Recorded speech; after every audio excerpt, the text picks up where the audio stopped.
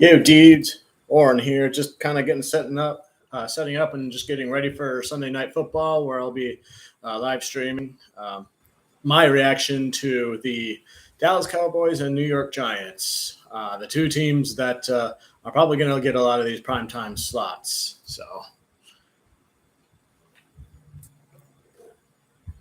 I'm trying to fix this glare here. I got this new dry erase board that's going to help me out until I get graphics and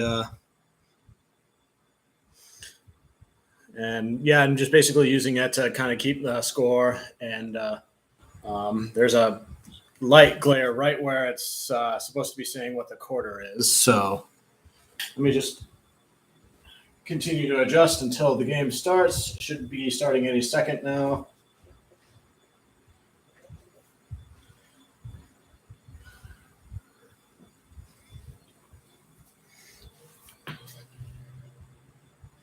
I think that looks better, so I'll have to make this larger for you guys to be able to see. But it's basically primetime Sunday Night Football, NBC Peacock, where you should be able to watch this game.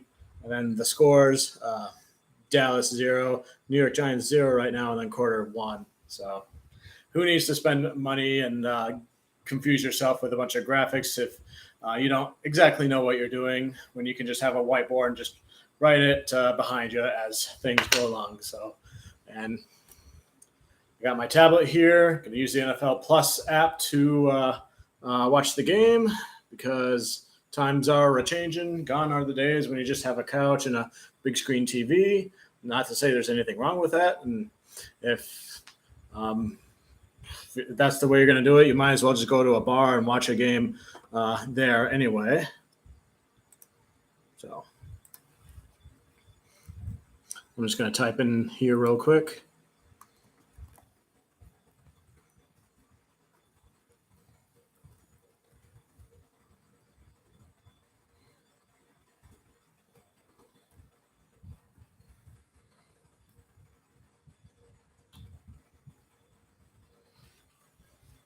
And it's still showing me kind of the preview on NFL Plus right now. And I learned the hard way before that you got to refresh it in order to get the start of the game. So let me just do that real quick, and I'll probably get kickoff, the first drive at the very latest.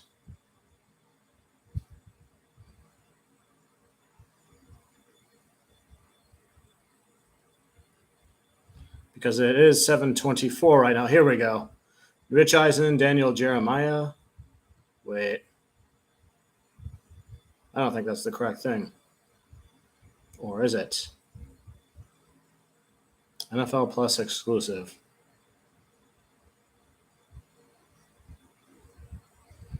Oh, no. You're going to have to close the app and restart it.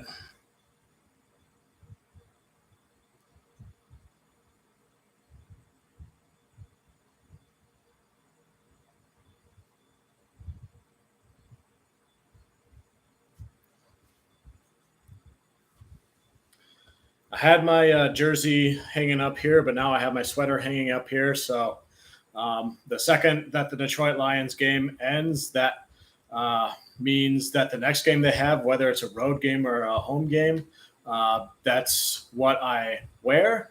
What I mean by that is, since their next game is going to be a home game, I'm going to wear that Jack Campbell jersey because it's a home jersey, which means the other Lions thing I own by default will be hanging up on here, and then vice versa. So last week, because they were a road game, because the Lions were playing on the road, and since they tend to wear white on the road, I wore this white Detroit Lions apparel, and the home jersey was hanging up. So that's my system for that, if anybody's curious. Looks like we got the game, and it looks like the Giants are on offense first. I just saw Daniel Jones take a shotgun snap, and he's scrambling to the left for a first down. Slides. And there's flags.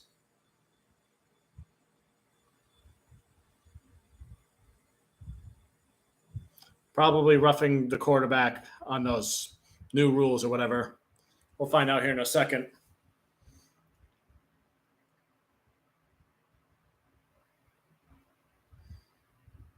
Unnecessary roughness on defense. All right, we're off and running with the desire to win, I guess. What up, Ola Vera? Who do you think will win, Lions or Packers? They don't really play until week 4, and then again on Thanksgiving. But I made a prediction video months ago on how I thought the Lions would do, and I have them sweeping the entire division. So I think the Lions will win. That being said, the Packers game today was very impressive. I did watch a lot of that, and they do have a few injuries that I would be concerned about if I were them. But Jordan Love and all the running backs and receivers that caught the ball, they all looked really good. The defense also looked sharp too. I saw Lucas Van Ness and Quay Walker do some good stuff there. Oh, Barkley caught that. But it was loss of a yard is what they say. And my reaction, what I'm watching, might be a little bit behind what you guys are seeing, as well as like what ESPN's play-by-play is doing, which I probably should have in another tab. Just for reference. I always like to have that up as a safety net to help me understand what happened. 2nd and 10, hands off to Barkley, gain of 9.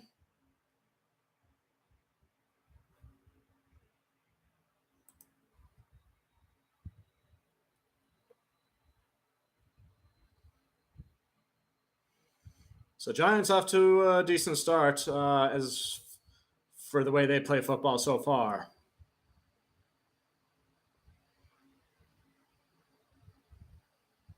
There it is.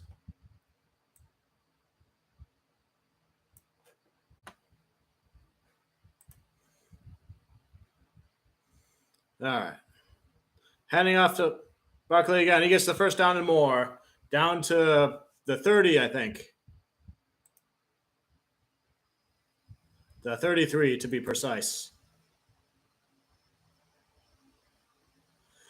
Yeah, no, Eli, I'm the same way, but with the Lions, I respect the Packers quite a bit.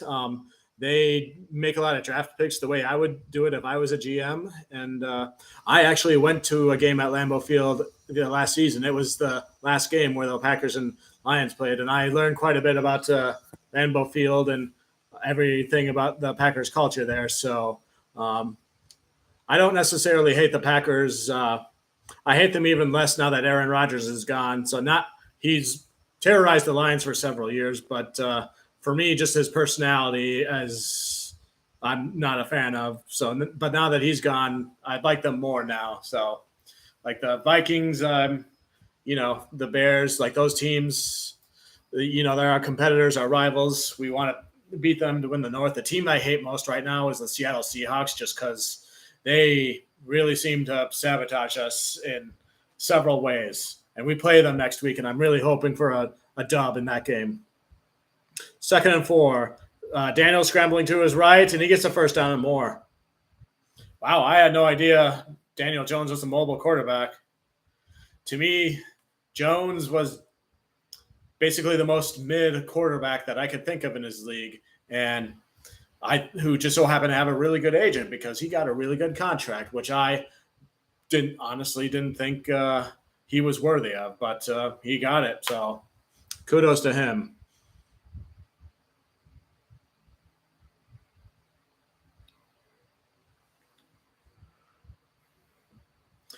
One thing I pointed out in a previous video too, I looked at the first third of the season. That is the first 6 games of the season, because there's 18 weeks of regular season, 17 for each team plus 1 bye. The 18 divided by 3 is 6. So the first third of the season, when I looked at who gets the most primetime games, the New York Giants get 4, while the Cowboys and Chiefs get 3 each. The Chiefs already played their first one, so I guess the NFL must have decided that the people in New York and the people of Dallas and the people of Kansas City really like to watch NFL football at night. So I guess whatever makes money. So, but the point is we're going to be seeing these two teams a lot during prime time. So Yeah, definitely. I'll be live streaming that game for sure. So I won't be live streaming Lions game week 3 because I'm actually going to that game. And then after that game, I'll be traveling back home. So I won't be doing any primetime week 3. But week 4, definitely. That's going to be a big game. And don't mind me while I take a few bites of dinner. I just have a basic dinner tonight: cereal, bananas, water. Trying to eat healthy.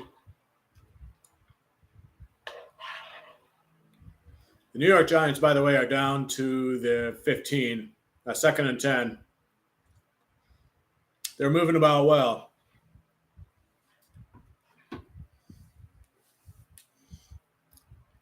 I saw Michael Parsons with a tackle or two. So, Doan scrambles again to the left. Gets a gain of about 8 yards. His offensive line must be doing a really good job of blocking too. So that's always good to see and important for defeating a team like the Cowboys, because in my previous video, my primetime preview video, I had the Cowboys pretty much winning this game, and I just feel like the Giants are like a wild card team, and the Cowboys are a division winning worthy type of team. So plus the Cowboys beat them twice last year, so recency bias is a factor in that. Penalties stops the play. Have a good night, Elia, if you're leaving. A false start on offense. 5-yard penalty.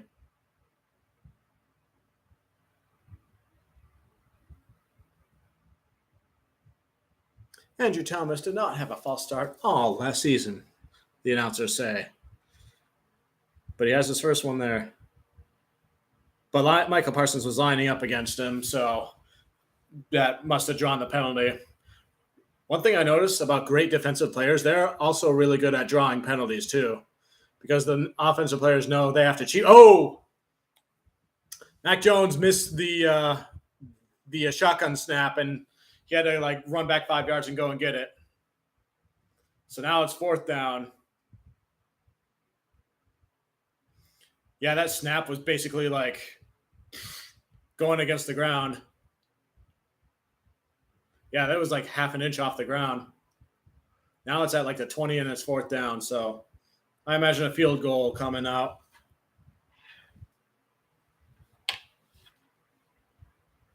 Yep, sure enough. At the 27. Oh my gosh, it got blocked. The field goal got blocked. There goes number 19 with it. No one's near him. Touchdown, Cowboys. Wow, that happened bang, bang, bang. I did pick the Cowboys to have the superior special teams, but that was Noah Ignominy, I think is his name. That's the guy who's responsible for it.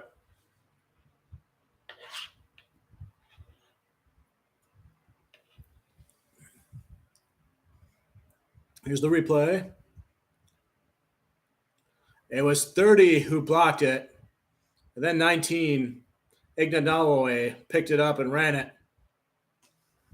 And then a block from the person trying to tackle him. And the extra point is no good. Wide left. If you're looking at it from the kicker's angle. You guys, I think the Dallas Cowboys kickers might be cursed. Think back to that first round playoff game last season, and that kicker they released who missed all those 5 extra points. And now they missed one tonight. Wowzers.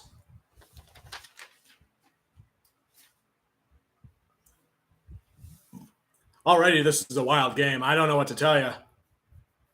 The Giants were on the verge of scoring at the 10-yard line. Then they get a holding penalty. And then the shotgun snap was half inch from the ground.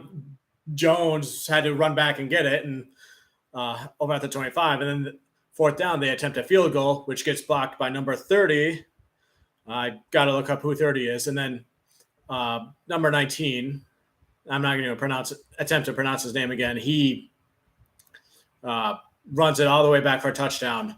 And then the kicker for the Cowboys misses the extra point wide left. Already a lot to talk about tonight. Maybe it's just the players on purpose messing with those who took bets on the scores of this game. Who knows? Nah, I don't think the players would actually do that.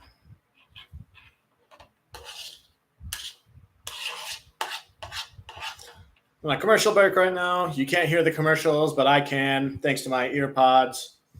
Very convenient way of listening to the game in a way where I don't get copyright struck. That isn't until the power runs out in these things.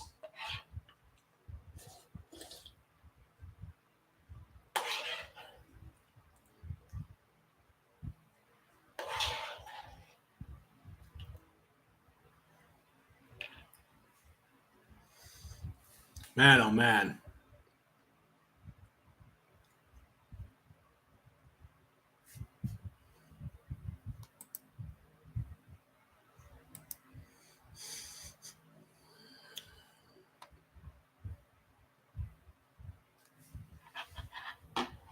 Actually, I'm going to mess with the live stream for a little bit.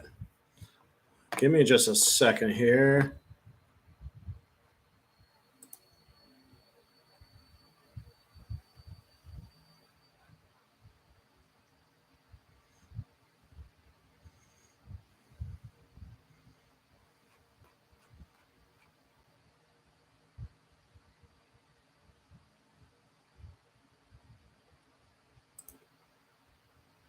I want to add the thumbnail that I want to add.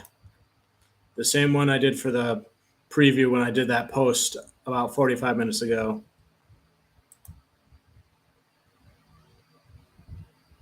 File is bigger than 2 megabytes.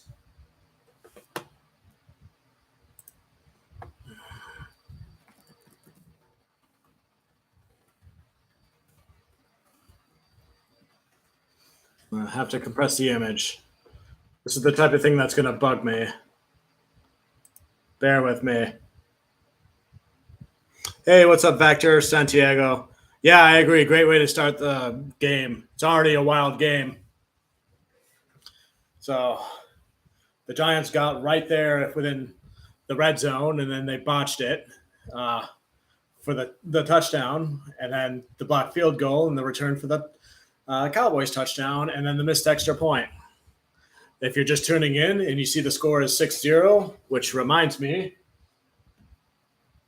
then you would think the Cowboys already kicked 2 field goals and be like, wait, what? How do they do that with only 8 minutes already?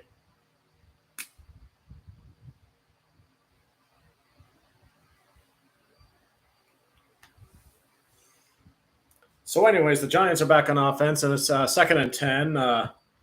Fowler was pressuring Jones from the glance I had, and he had to throw it out of bounds.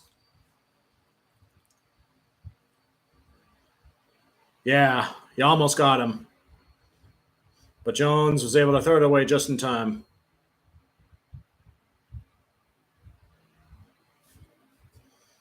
So it's 2nd and 10, ball on the 25.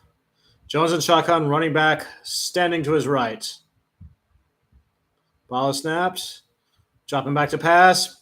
Fires to the left. Incomplete to 12. And Thomas broke up the pass for the Cowboys.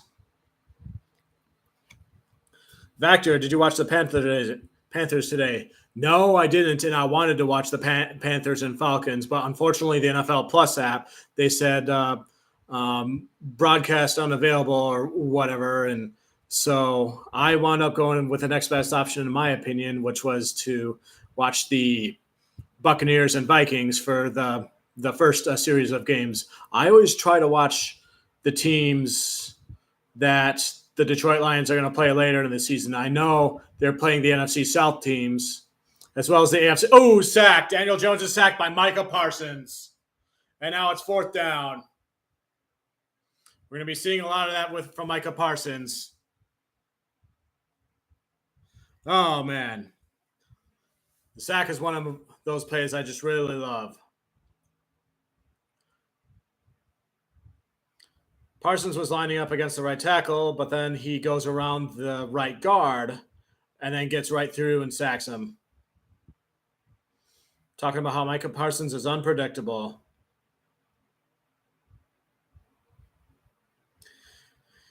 But yeah, anyways, I wanted to scout teams' lines we're going to play in the future. And I thought Falcons and Panthers would be good because they have a lot of good rookies there also to watch. And but I couldn't get that game, so I watched the Buccaneers upset the Vikings, which was really nice as well.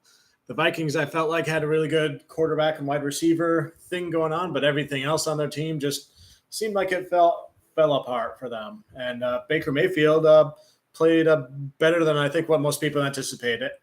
And the Bucs defense, especially their defensive line, did a lot of good things. So, yeah, I know Bryce Young kind of had a rough day, so which is expected to be from rookie quarterbacks. But in my opinion, if you get a quarterback, you draft a quarterback, any quarterback in general, the best thing to do is to sit them for most of the first year and let them learn and not let them have any pressure. But the Panthers are choosing to play Bryce Young immediately, as well as Anthony Richardson, who not only I think should sit and learn, but I thought he should have stayed in school for another year and developed and matured into a quarterback. But and I don't think Anthony Richardson is probably going to be a good quarterback for a while because of that. So it's kind of like when the Lions drafted Joey Harrington all the way back in the early 2000s, and he started pretty much right away and never really got a chance to turn into the quarterback that he could have been. And he's just mid at best.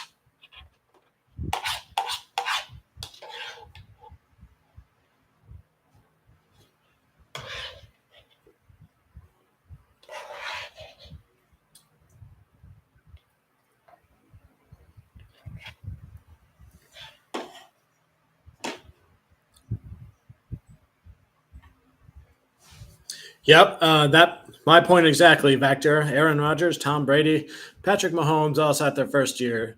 Jordan Love sat for 3 years like Aaron Rodgers, and look at the game he had today. The Packers crushed the Bears. Although I think Aaron Jones was the big factor in the offense once they started to give him the ball consistently for a while, but then targets like Jalen Reed and I know Luke Musgrave, but I'm thinking Romeo Dobbs and Luke Musgrave. They all got their lion's share of receptions too, and it's kind of the worst case scenario for other NFC North fan teams to see the Packers have that much success, and their defense was really good too. So the Lions have Hendon Hooker sitting right now, but he's injured and just kind of learning the playbook right now. Oh, by the way, the Cowboys are on offense, and they just completed a pass to 87. They're announcing the Cowboys offense right now.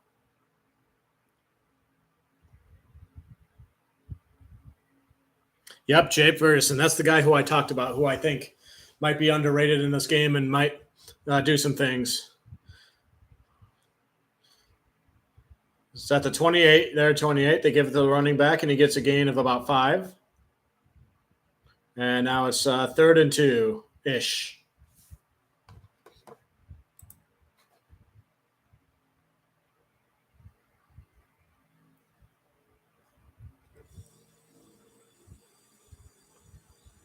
Yep, 32. All right. 3rd and 4. Dak yelling at everybody, pointing. Very casual way of describing an audible. Stomps his left foot in shotgun. Running back staying on his right. Drops back to pass. Lobs it to Lamb. 1st down and more at the 50, the 40, the 30, the 20. Forced out of bounds at the 20. That was a big pass play right there. CeeDee Lamb. I have him on one of my fantasy teams. And Dak Prescott, both of them. Well, that's good for that in that instance.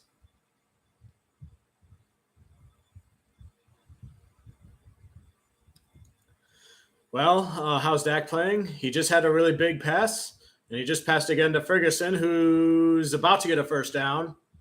9-yard gain there. This is really the Cowboys' offense's first drive. They put up 6 points on a field goal block, return for a touchdown. So the Giants basically had 2 drives and did nothing with either one of them, and the Cowboys look like they're marching down the field. So they're second and 1 at the 10-yard line. Looks like second and 1. Gives it to the running back, first down and more, down to the 6. So it'll be first and goal at the 6-yard line or 7.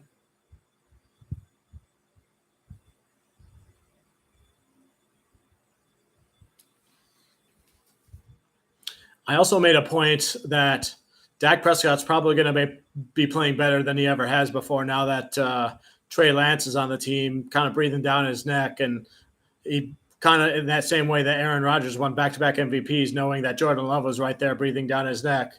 So something about having a replacement right there really motivates you. Dak drops back, passes it. Passes is broken up in the end zone.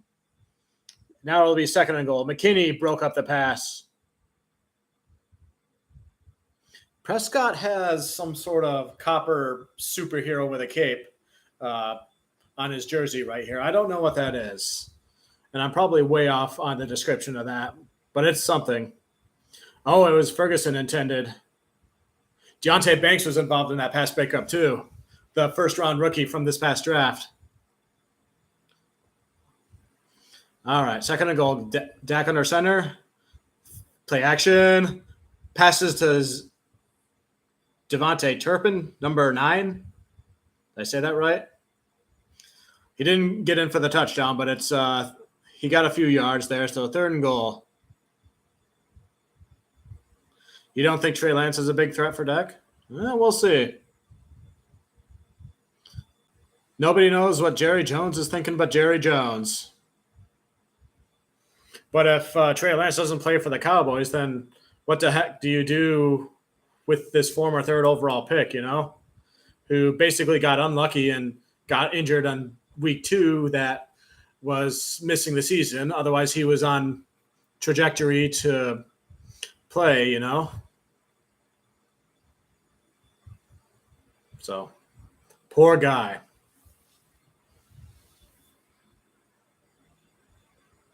Looks like the Giants called a timeout. They've called 2 timeouts now. They have 1 left, it looks like.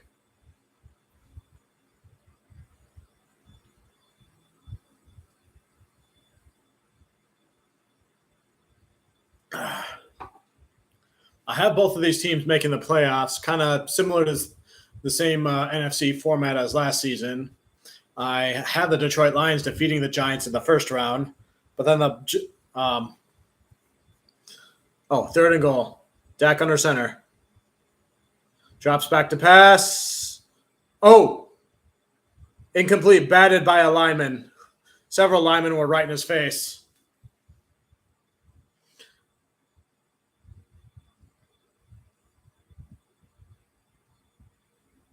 Giants D-line really broke through on that one. I wonder where Kayvon Thibodeau is. He should be in this game. That was McKinney right there. Yeah, not a whole lot to do there. So Brandon Aubrey, who's missed an extra point already in this game. 93% rate from last year, from what it looks like. Out from 16 yards. Field goal is good. So the score is 9-0 Cowboys. From 6 to 9. As Tom Gross would say, nice. Nice.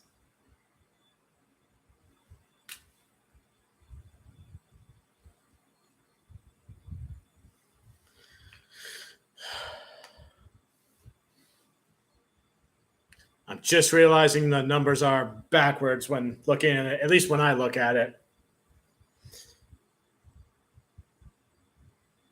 Oh, well, I'll figure that out later. So I'm just starting these live streams, and a lot of things are trial and error for me. So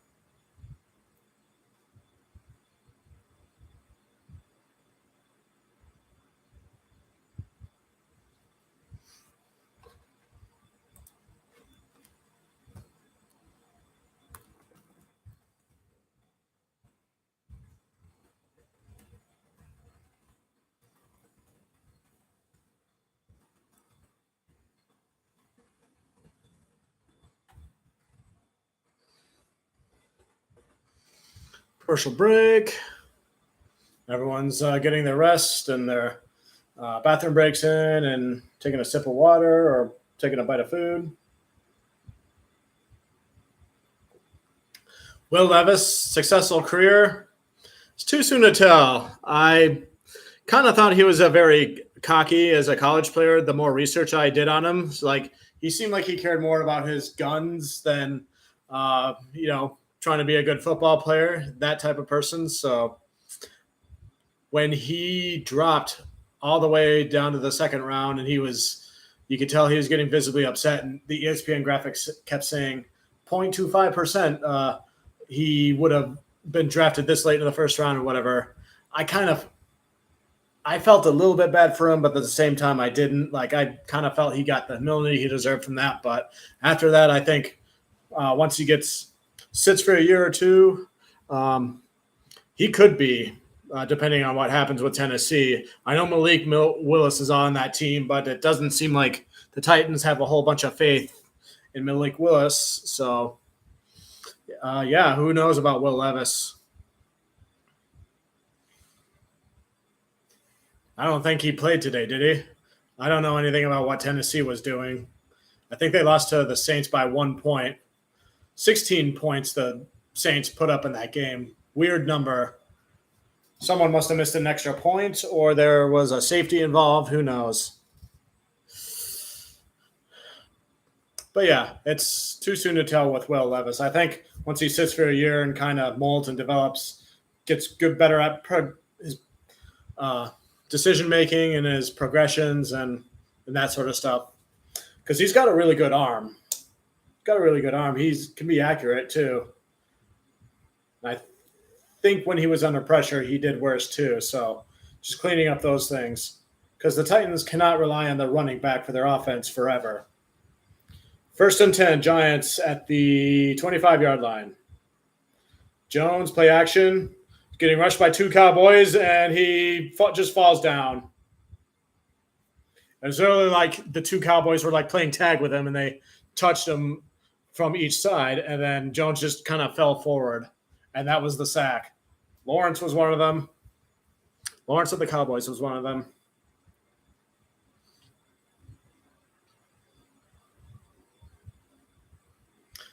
And then 87 was the other one.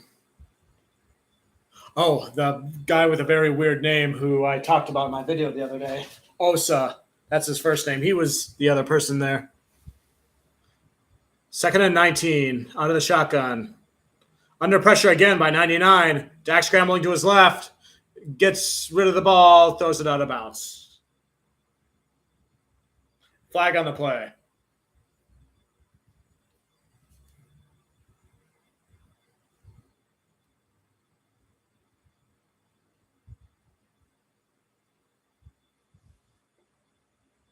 They say it's going to be on the rookie, whatever that means.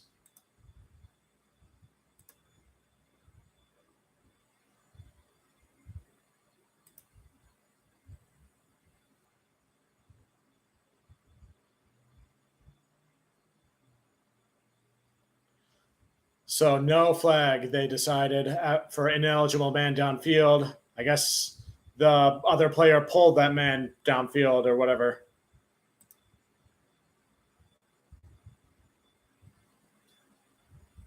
Yeah, me neither. I have no idea what they were talking about there. Anyways, 3rd and 19. Dak shotgun. Drops back to pass. Check down. Oh, my gosh. It got knocked out of his hands right into the Cowboys defender, and he brings it back for a touchdown. Wow. Maybe the Giants won't make the playoffs this year after all.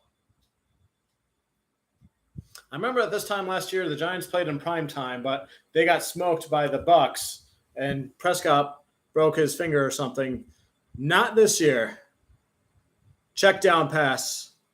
Knocks the ball, number 7, knocks the ball right out of his hands after catching it. Trayvon Diggs got the hit. And then 26 catches it while it's in the air. They're showing 26 like, what the hell just happened? It's like, why do I have this bad luck? Oh, man. And the extra point is good. That kicker is 1 for 2 tonight for extra points.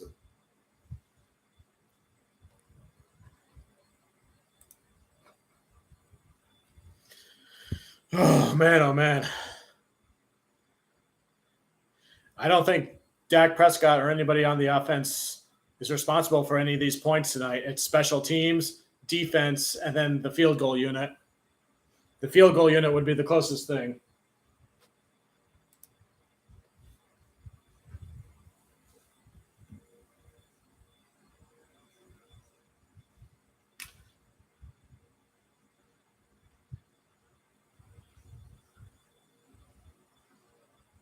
$16-0 Cowboys, and the quarter's not even over.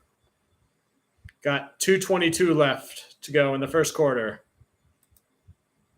And I'm going to take this time to try to upload a more appropriate thumbnail image. I initially tried to once already, but I guess it was too big. So bear with me, people. Yeah, go ahead and clean your room, Bacter. I get the feeling that we'll be able to multitask with this game. I do it with my eating and with the thing I just said I'm going to do.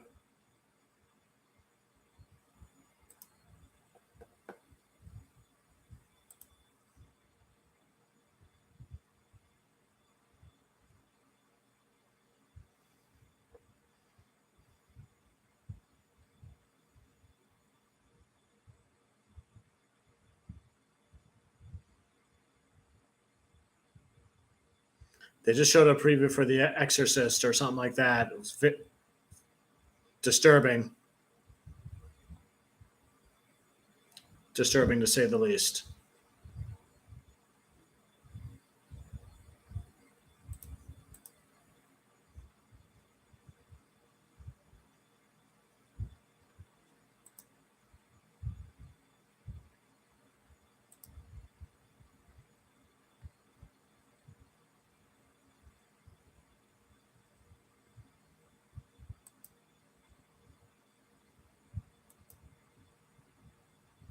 No.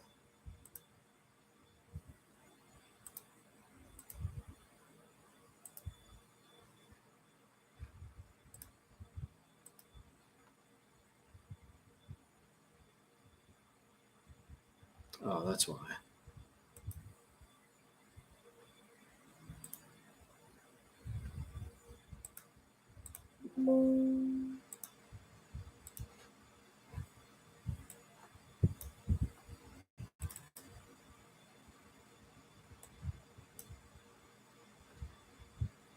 There we go.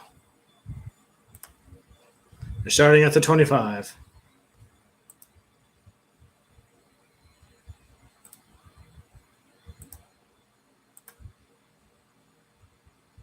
Still bigger than 2 megabytes. Are you kidding me?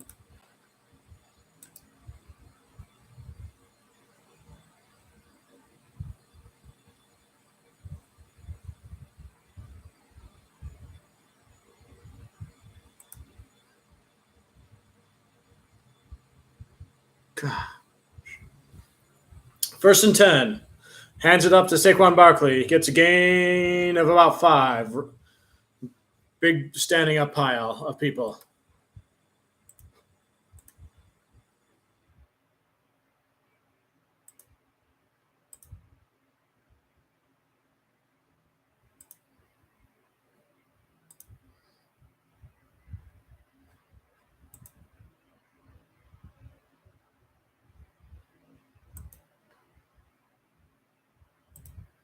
Second and 5. Jones and shotgun.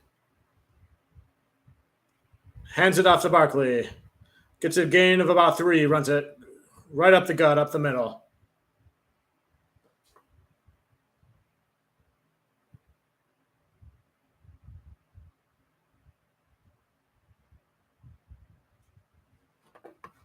Oh, wait, I know how to do this.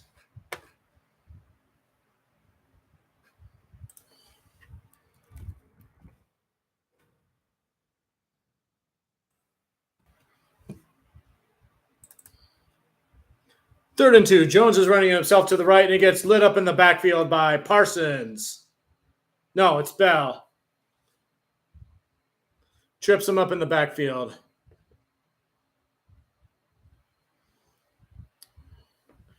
The Giants coach is crossing his arms in frustration.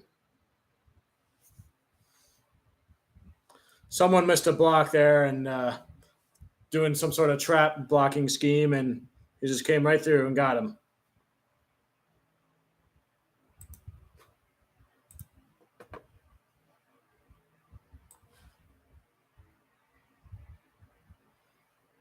And they have to punt it away. Catches it at the 10. Oh, does a spin, but he gets tackled.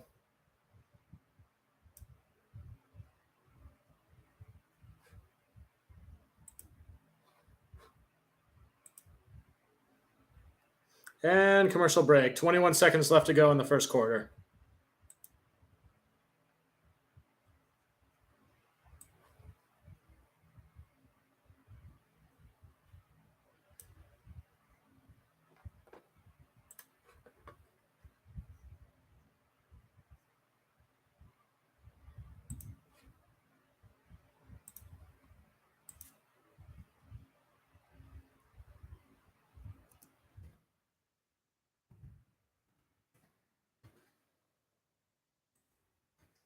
Better not be getting rated while I'm doing all this.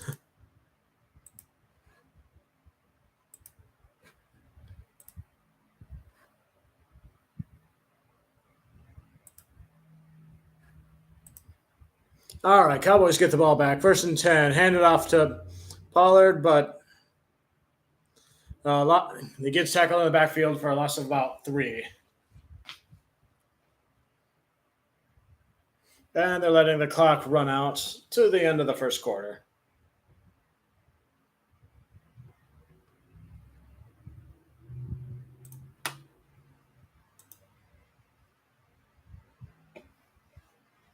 There we go. I finally got the thumbnail thing working. Let's see how that does. It's basically the same picture, except I had to screenshot it to get a smaller image size, 2 MB or lower.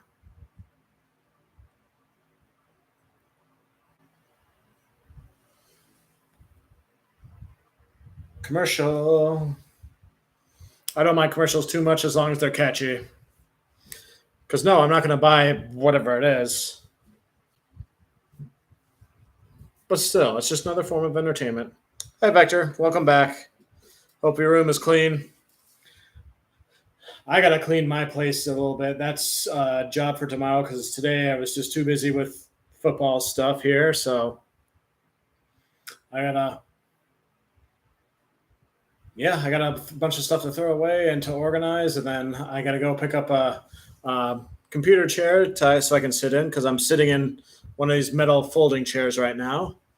And then that'll give me a little bit more comfort. I got a reclining chair yesterday, and while putting it together, I was moving it forward. I thought there was empty space in like the bottom toward the floor, but there was something wooden in there, and it hit my toe and like dislodged it out of place, and it was bleeding. So I had to deal with that. But I got it put together and everything, and I still have my toenail bandaged. So random story, I know.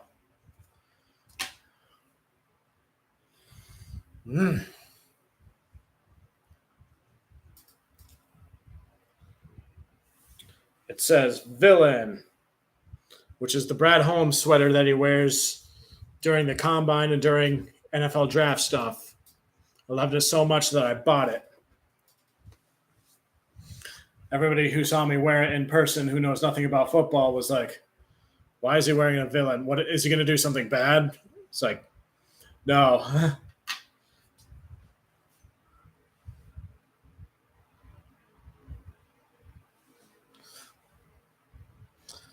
They're promoting Syracuse versus Purdue Saturday on NBC, 7 ET.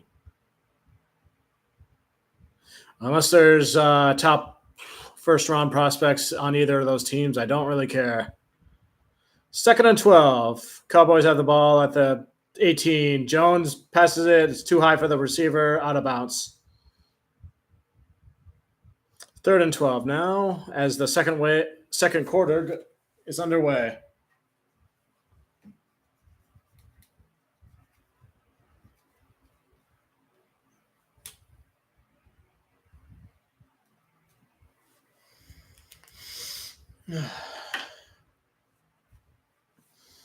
All right. Dak, shotgun snap, lobs it down the field. Incomplete, and there's a flag. Trey Hopkins was involved in that. Probably pass interference.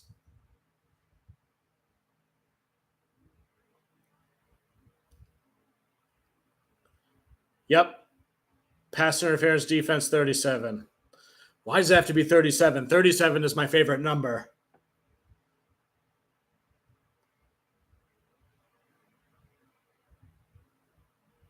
There's Hawkins.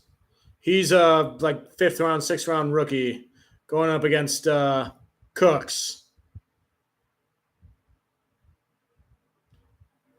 Rookie mistake.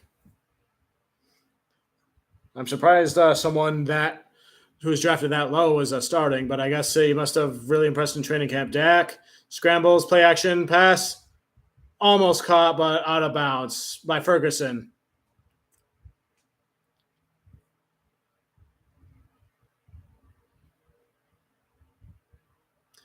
But yeah, the Packers and Bears game. We talked about the Packers a little bit, but the Bears, they didn't really impress me much on defense at all. Fields did his thing. The Bears offensive player that really impressed me, though, was Roschon Johnson. He was at Texas with Bijan Robinson, and he was somebody I was hoping the Lions would draft, but they didn't, and he went to the Bears, and he really shows qualities of a bell cow running back. So, and I think he got his first touchdown later in the game during garbage points time, but that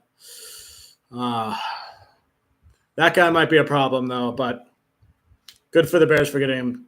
Dak drops back, check down past the 20, and not enough to get the first down, so it'll be 4th down.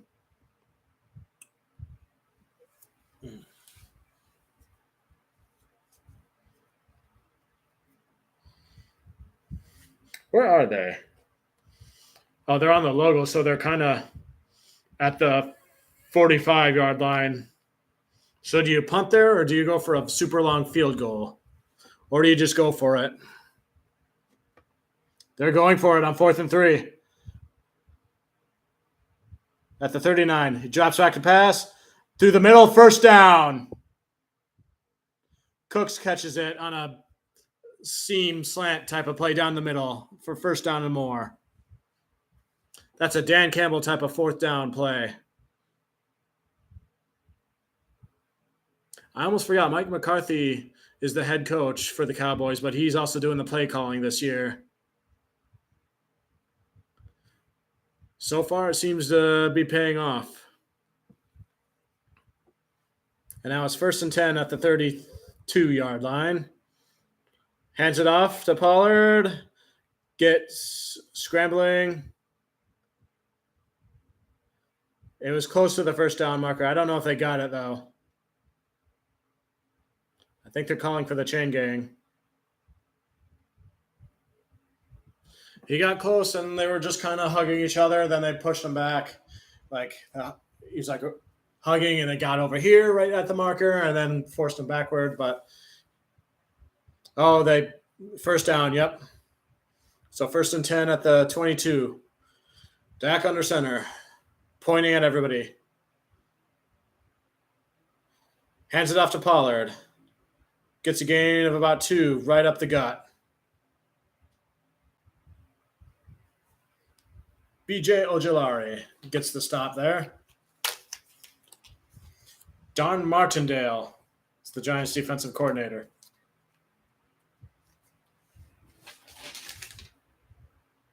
Yep, I got that name correct.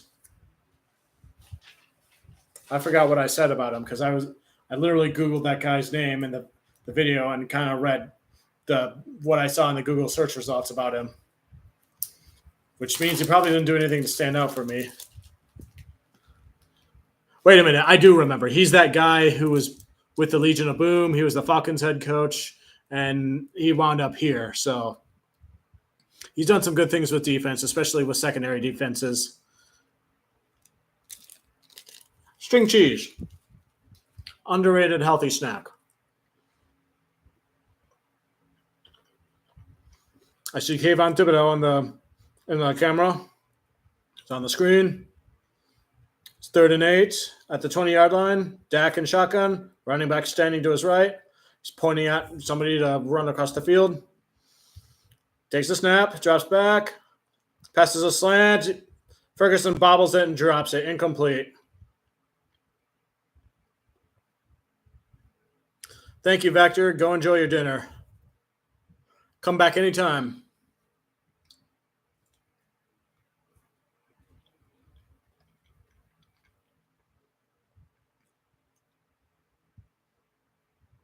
Yeah, Ferguson was wide open there. He just couldn't catch the ball.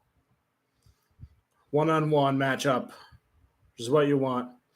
38-yard field attempt for the Cowboys. Whoa. That almost missed again, but it was good. So Cowboys continue to put points on the board from 16 to 19.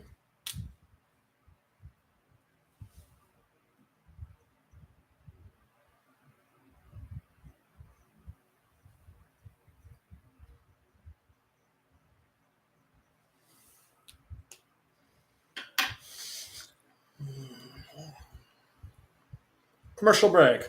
Everybody do their break stuff. Dance, eat, drink.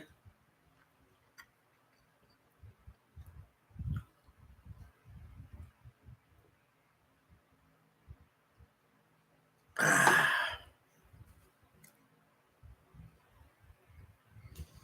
lot of movie ads. I don't really go to the movies anymore unless it's like an MCU movie, but a compelling trailer with that compelling music and a lot of promise for action.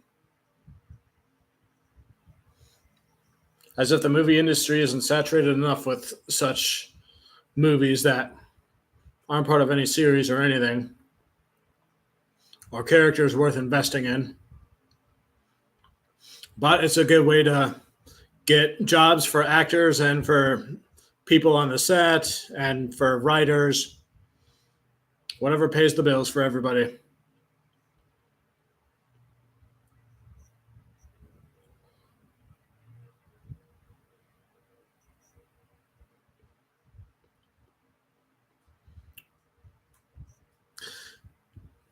I really have no surprises about this game so far. Dallas is dominating, and I mean, the way in which they're dominating with all the crazy stuff that's happened is kind of a surprise to me, but that's part of the chaos that is the NFL, you know?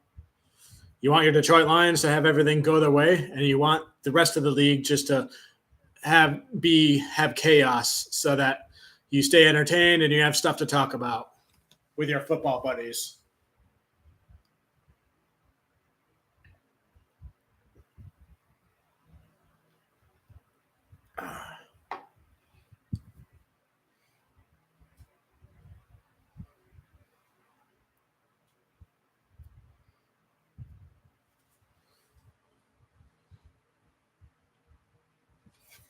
I'm not sure if the line in the queue is big enough.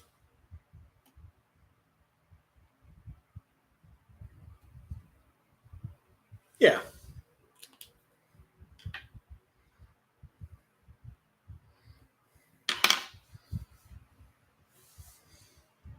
They're talking about the Odell catch.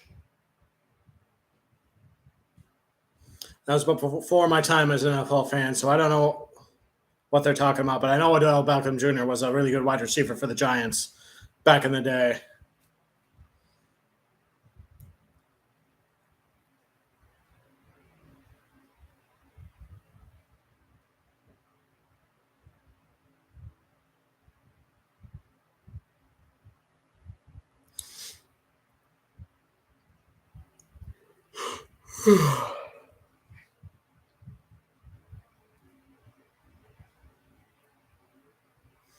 Mike Tirico. The Lions need an asterisk by their win. Dan Campbell had a really good comeback when asked about it in a press conference. Is there an asterisk next to 1-0? When you look at the standings. 1st and 10. Jones drops back to pass, but he's scrambling to his right. And he just runs up. Attempts to throw it back, but it's incomplete, but there's a flag. They're ruling it a pick, and there's flags, and there's a pile. What is going on?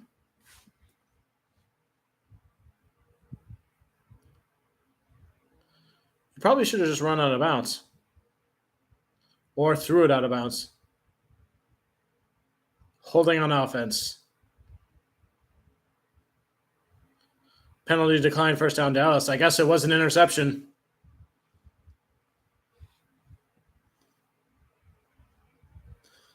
Parsons was pressuring him, chasing him.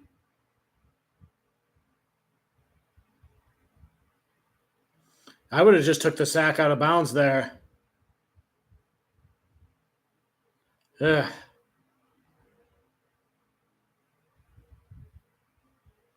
It might have bounced off the ground. New York might try to challenge it.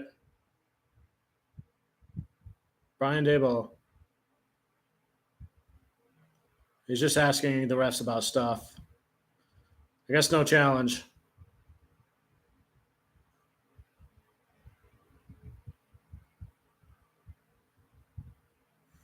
All right, no challenge. Dallas, 1st and 10. Dak under center. Play action. Across the middle. Caught by Cooks. 1st down and more. 22-yard line is where it's at.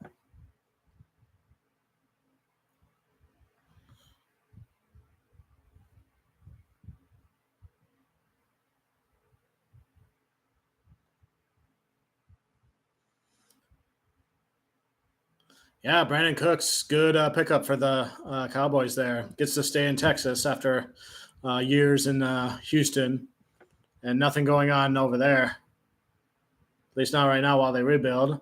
1st and 10 again, Dak and shotgun. Running back behind him to the left, standing. He just tosses it to him, and he gets a gain of about 6. Tyron Smith, number 9, had the tackle. Is that Mozzie Smith on the Cowboy? No. Because Mozzie Smith's defensive line.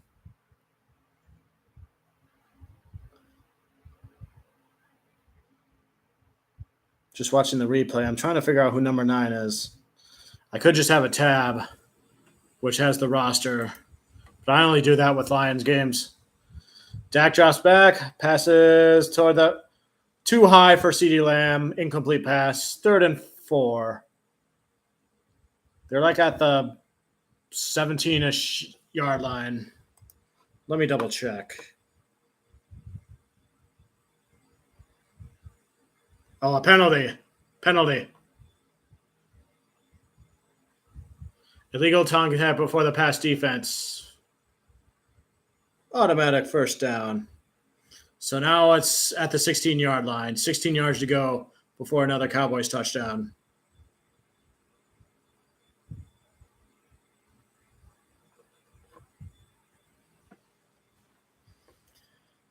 Oh, man.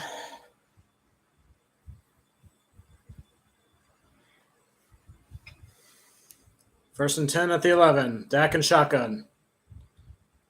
He runs it himself toward the left. Gains about 5 or 6. Brought down by 2 tacklers. This is the third game I've watched today. Um, the Packers and Bears game turned out to be boring once the Packers were dominating them. This game is already boring because Dallas is already dominating. The Bucks and the Vikings game was probably the most interesting one to me because that one was tight down toward the end. I thought Minnesota would win that game until I was late in the game when the Bucks had the lead. Pollard runs it up the middle, right up, because the first down is the 1 yard line, and he almost got to it.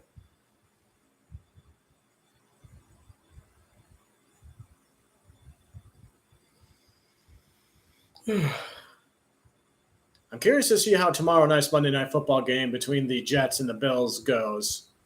Like, you know what both defenses are going to bring, but the Jets' offense is somewhat sort of a new look. It's like half Packers offense. They got the Packers' former offensive coordinator, former quarterback, and two of their former wide receivers. Up depth, pitches it to Pollard, and he runs in, touchdown. Touchdown, Dallas. I swear I'm trying not to act like I'm bored of this game. You might have noticed I might not have had much enthusiasm while doing the primetime preview for this game because I know these teams are going to be playing so often, but, I'm trying. The Cowboys are a really good team, and I feel like I don't know much about them, and I'm learning about them watching tonight. So, because I know the Lions are going to have to play them toward the end of the season, and both teams are probably either going to be fighting for playoff spots or they're going to be resting their players because both of them have secured playoff spots. Extra point is good. The kicker appears to have the ips out of his system.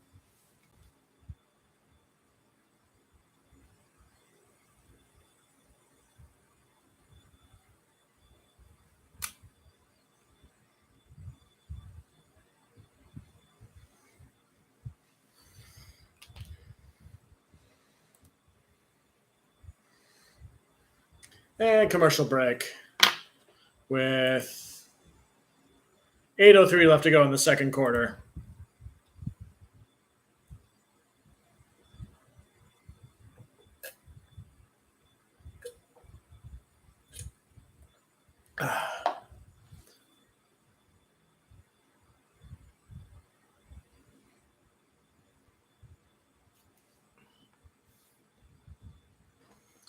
Ooh, a commercial for the place that I do business with.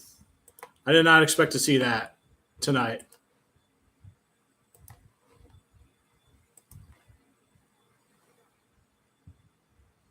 That is so cool. Oh, wait. Nope, it wasn't for my thing. Never mind.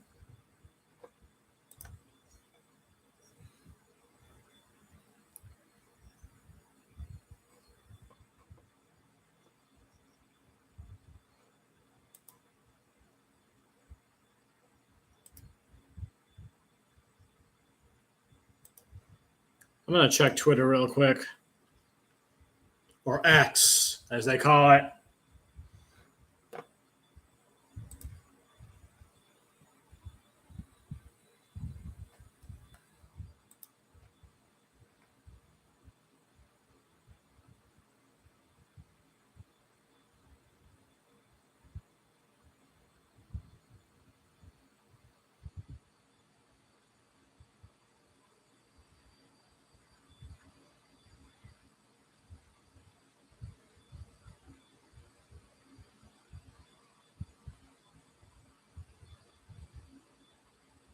I see Musgrave trending. As in Luke Musgrave, the Green Bay Packers tight end.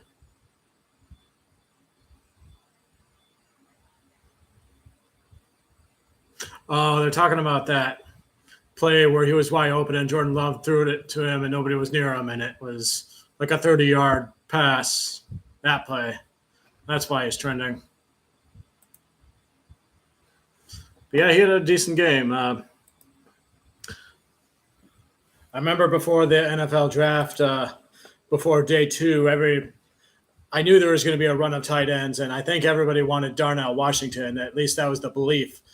But little did us fans know that he actually got a medical red flag during the combine, so he fell in the third round to the Steelers. So the Lions wound up getting with the other person that they liked, which was Sam Laporta, who I wasn't surprised that they would have picked, but I figured they wanted an early second-round pick to get ahead of the Packers so that they could get Darnell Washington ahead of them, but they didn't, and they got the person that they wanted, another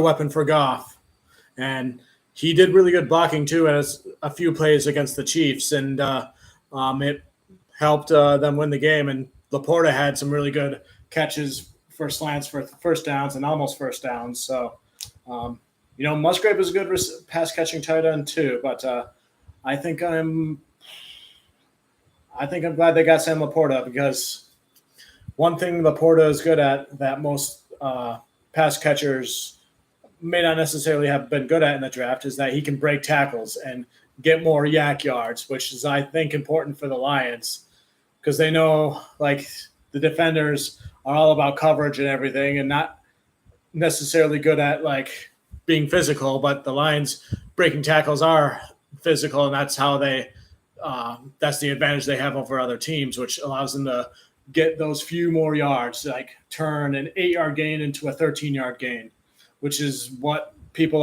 players like David Montgomery did all night against the Chiefs.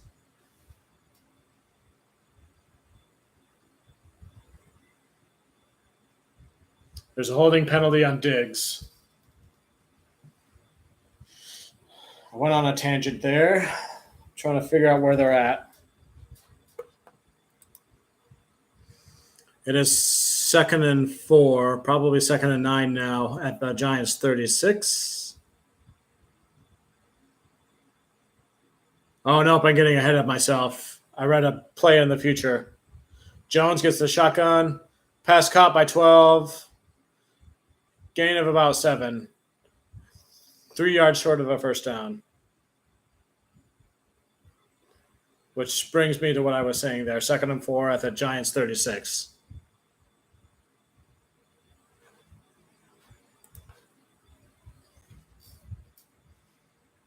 Someone has a boxing clinic. They're talking about number 11, Parsons. Must be helping him with his pass rushing moves. Barkley gets the ball, goes up the middle, falls about a yard short of the first down, so 3rd and 2.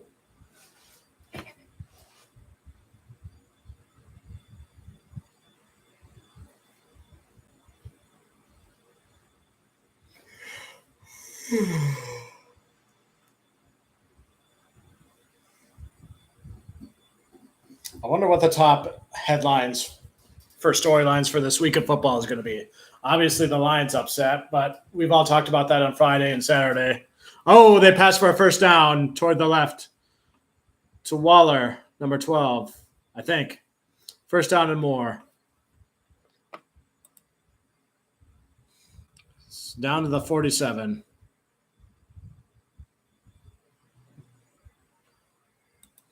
Maybe the Giants are going to have something coming up after all.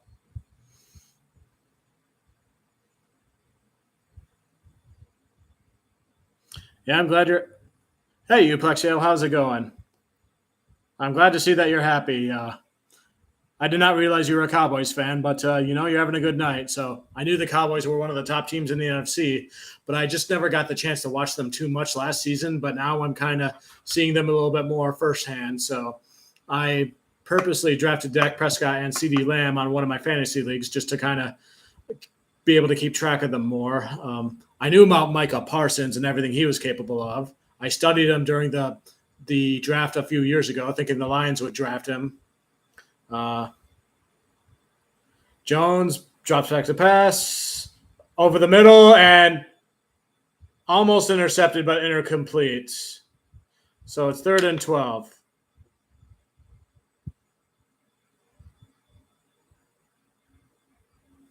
The defense is good, but I think our tight end core was underrated last year. Yeah, my primetime preview video, I talked about Jake Ferguson and somebody who I thought nobody was talking about and thought might be playing a role. And he's already had a few catches tonight. And a few, like he had one that was dropped when on a route where he was 1-on-1. He could have easily caught it and got some yards, but he dropped it. But I feel like Ferguson's one of those players who's might have a better second year. 3rd and 12. Jones is getting chased by 3 Cowboys players. He's running to his left, runs out of bounds. And it's 4th down. Didn't get the first down.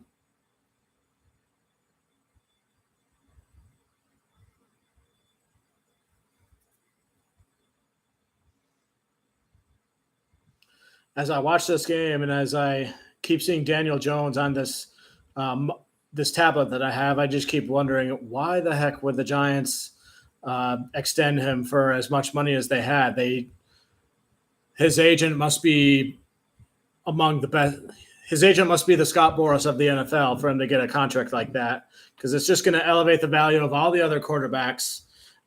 You saw Joe Burrow get that huge extension. I don't think it has anything to do with Daniel Jones, but I'm sorry if I offend anybody with what I'm about to say, but Daniel Jones is a mid quarterback. I mean,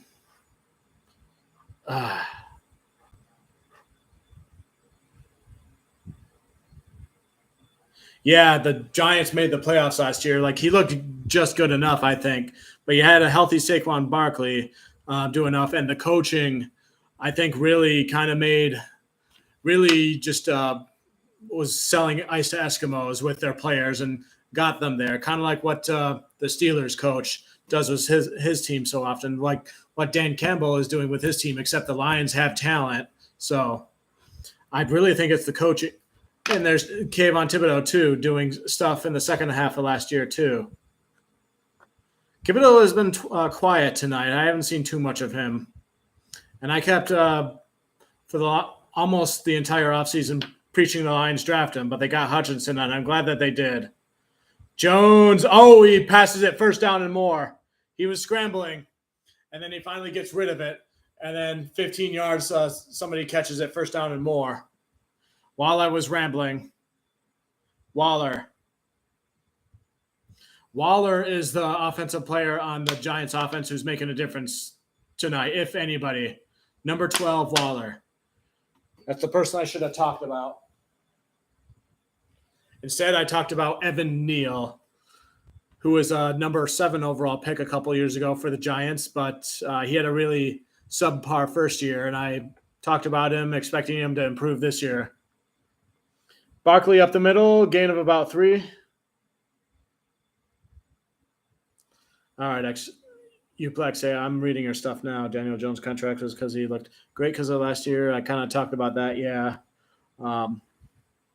Anytime a quarterback gets a good contract, Lamar Jackson's just got bigger from what I've seen. Yeah, his got bigger. Deshaun Watson, I think, was the catalyst for, inflating the market for quarterbacks just with what he got there. Barkley up the middle again, twisting, turning another few yards. It kind of makes me worry that Goff is looking for a similar contract. And if he plays super well again this year, he might deserve it. But that might mess up the Lions' finances for the future for when it comes time to re-sign Amon-Ra St. Brown or Penei Sewell or, Lee McNeil or Aiden Hutchinson and all the players that they're drafting, down the road there too, which is what I think Hendon Hooker may be there for, to be the replacement, to be a quarterback under a rookie contract. But Jones, shotgun, drops back to pass, 3rd and 5. Passes complete to Barkley on the right side. He gets a 1st down and more. The Giants are moving the ball on this drive. The Giants' offense is waking up. Yeah, that's a big offseason story. The running backs not getting their a large piece of the pie. Like, you see quarterbacks who are getting these big extensions, these big contracts, and then the wide receivers all of a sudden are getting these big contracts and big extensions. And that wide receivers was because of Jacksonville a couple of years ago. They overpaid to get the mid wide receivers that they needed, and then all the agents could have said, well, this mid wide receiver got this amount, and my wide receiver's better, so he should be getting this higher amount. And that's what happened with wide receivers. And meanwhile, the running backs, they're the ones getting hit by trucks every play, and their careers are shorter because of all that, and they're the ones not getting paid. But it's unfortunate because NFL these days is a passing league. The majority of the way offenses are trying to score points is by passing the ball because, if you, let's say you fall behind in the second half, it's the Lions' former offensive coordinator, the first one that Dan Campbell hired before he fired him. He was quoted by saying, "It's just hard when trying to run the ball often when you're behind in the second half because of how much time it eats on the clock, and you need to preserve that time.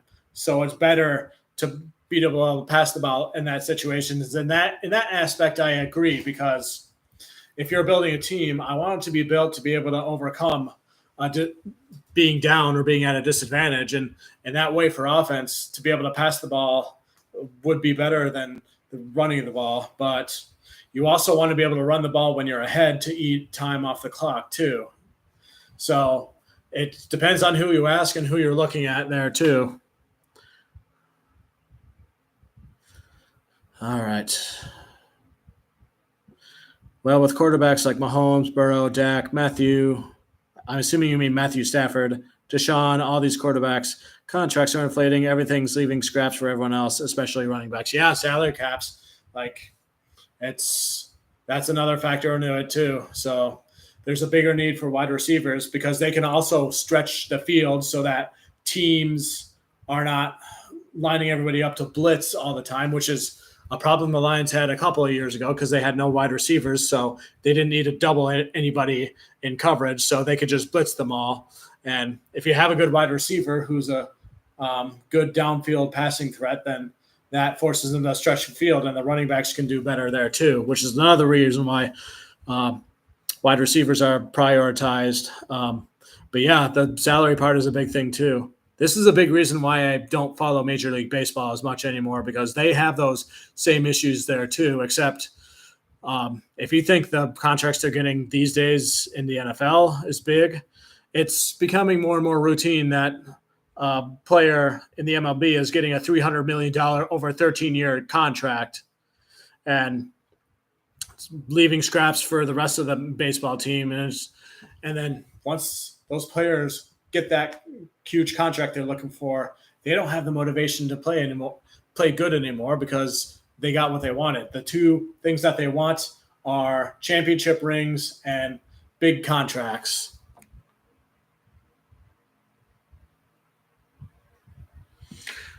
Yeah, no, sorry, Vactor. I didn't think the Giants had a chance in this game, though. I think they're a good football team. I just think Dallas is much better, and it's showing tonight. Although Jones incomplete, so 3rd and 15. The Giants were on a decent drive, but it looks like it's falling short toward the 20, their 25 there. Yeah, fight in this game. I agree. Plus, I factored into the fact that the Cowboys beat them twice last season too, and they had primetime games last season too. One of them being on Thanksgiving, then the other being early on Monday Night Football. 23-16 and 28-20 were those scores from last year. This one's already 26-0. But that running back's points, look at the New York Giants offense, for instance. They have Saquon Barkley, a really good running back. But who do they have at wide receiver? And you see what's happening with them tonight. So, and there's teams out there that have really good running backs that are doing good with their offense. The Cleveland Browns, I think, are a good example. They have a good, arguably the best offensive line in football. And then Nick Chubb, arguably the best running back at the football. And they do just fine there. So, and I genuinely believe that is the first step in building an offense, because then you can set up the play action pass if that's what you're going for the offense, which is what the Lions were building towards. And now they're at that step. The only flaw with the Lions is that Jamison Williams is suspended. So besides Amon-Ra St. Brown, they don't have too many wide receiver people to help stretch the field right now. And the Lions were trying to put together a trade agreement to get Mike Evans, but that seems to be on hold right now. But because they pointed out, oh wait, whoa, Gano just missed a field goal, wide left. Oh my gosh.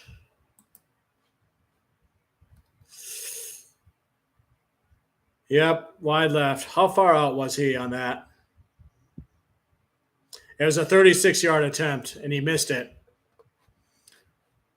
So the Cowboys kicker missed an extra point at the start of the game, and now this guy misses a field goal attempt. So still got the goose egg on the board for the Giants. See, I go on all these tangents because this game is really like, oh my gosh. I didn't think this blowout would be happening this early. I agree with her. All right.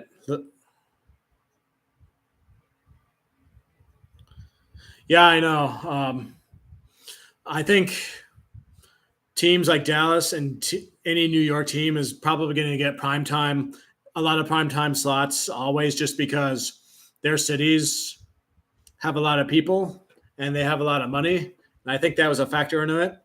Last year, I remember Brandon Perna talking about something similar with why the Denver Broncos got a lot of primetime games, because Denver is in a part of the country where there's so much land and so much, people around there that's not being represented by any other nearby city besides Denver, that all those people would watch a primetime Denver Broncos game, which is why the Denver Broncos got so many primetime games. So imagine living in Montana or Wyoming and having no major city near you. So you'd have to, by default, look at Denver, maybe even Seattle too. All right. Sorry, Euplexia. Let me read your comments. Saquon is good running back, but he's running behind the Giants O-line. So, yeah. And I said Evan Neal needs to, long story short, in my primetime preview video, Evan Neal needs to step up and help out with that offensive line. And when your team doesn't have a wide receiver, their linebackers, their edge rushers, and even their safeties, they can blitz when they know you're going to run the ball, which is why it's important to have a good wide receiver to stretch the field and have a deep pass option there. Also, they missed the field goal, get some points before halftime. Yep, they sure did. I'm not even sure how far into. 105 in the second. I missed the 2-minute warning. All right.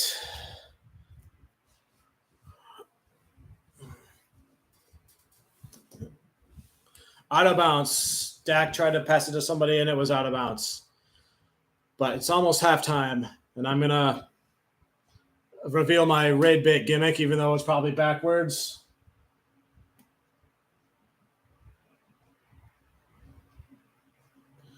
This is as funny as my live stream will probably get.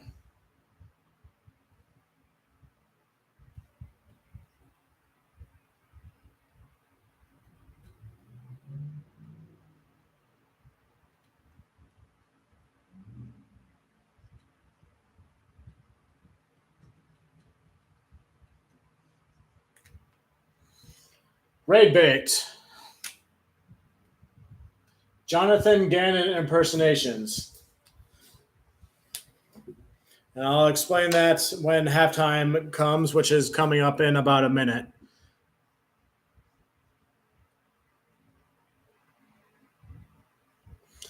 What's the plan? Yeah, that's pretty much what I said, and I'll explain that in a bit. And I'm going to try to see if I can attract another raid with something different this time.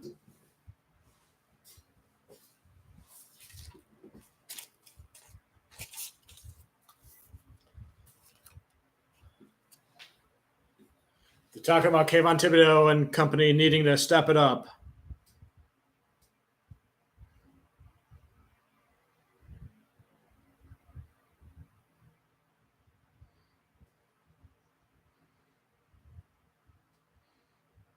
It actually kind of works well because you can see the word raid bait, so people should know that this is raid bait, but it's backwards, so they probably wouldn't catch it initially. So I'm throwing it in their face without them even realizing it.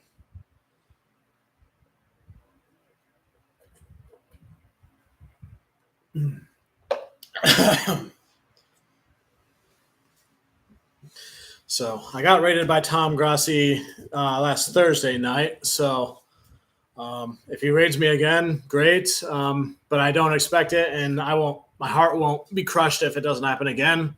But I hope to get somebody else with a larger fan base to try to raid me too, to continue to grow my viewership. Maybe somebody else from Clickbait Sports. I was on Urinating Trees stream earlier today. Even though I was watching the Bucks and the Vikings game, I was watching his stream of the Steelers getting blown out by the 49ers. And he was pretty miserable in that one. He kept playing like the theme music from the movie Joker all throughout. And I was like, oh, so this is what it's like to watch Urinating Trees streams. So maybe him, maybe Scooter, maybe Brandon Perna, maybe Fives. I guess I should expect Scooter or Fives the most because both of them should be live streaming this. But they're the two from Clickbait that I know about the least for now. We'll see. Yeah, I know. He doesn't rate the same person. He'll scroll through and it's like, already did you. But yeah.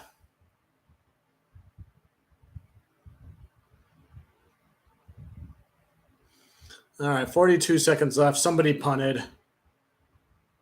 I got to pay more attention to this game, but it's just so hard because the Giants are just so likely to come back and win this game. It's just so hard to pay attention because you know just how in good of a position the New York Giants are right now. Think about the script of the NFL. Imagine if this game was actually like that. Think of like the playoff game between the Chargers and Jaguars from last season, where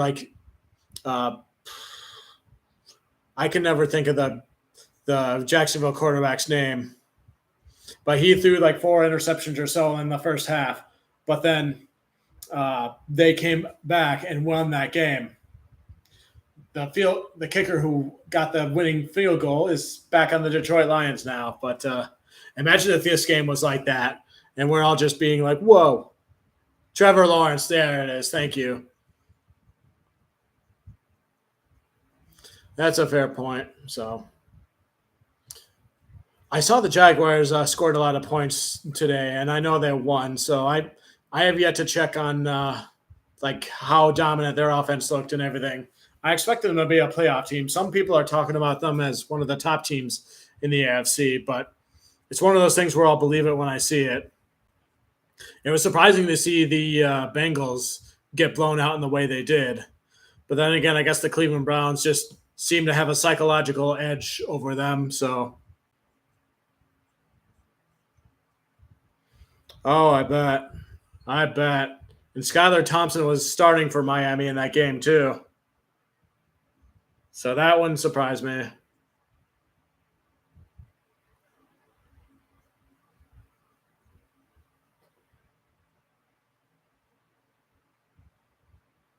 Nathan Rourke. I'll be honest with you, I don't know who that is, but I'll take your word for it. I'll be keeping an eye on him. In my opinion, the best backup quarterback, and we saw this early last year with the Cowboys, Cooper Rush. And I think I'm a bit biased by that because Cooper Rush was the quarterback for CMU back when I was going to college there. So fire up chips. Oh, Eli Manning's there. He's doing something with a check at halftime.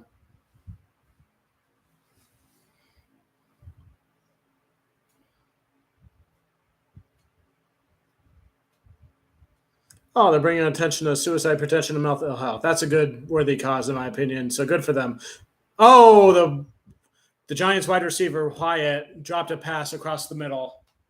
So I imagine a place like New York City where everything's so crowded and there's so much pressure and so much money and everything, where everybody's mean to each other. I imagine that's would be a place where a whole lot of people will have mental health issues. So the more help they can get with that, the better. Although, if your cause for those problems is in a place like that city, in my opinion, the best place is just to kind of relocate somewhere else, somewhere with a completely different surrounding and setting. Oh, Daniel Jones just got sacked again.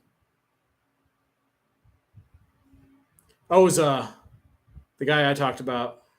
I don't want to go on a tangent about mental health and that sort of stuff right now. So I do have knowledge about it from being a journalist in the past, but we're here to talk about football. And that's what we're going to do.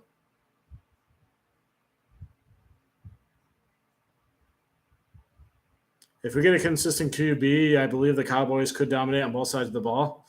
I genuinely think that's what they're doing tonight. And when I looked at their stats last year, one thing I noticed about the Giants, the Cowboys, like they don't necessarily get the most yards or give up the fewest yards, but they do put a lot of points on the board and give up the fewest amount of points. So they do seem like they're good on both sides of the ball.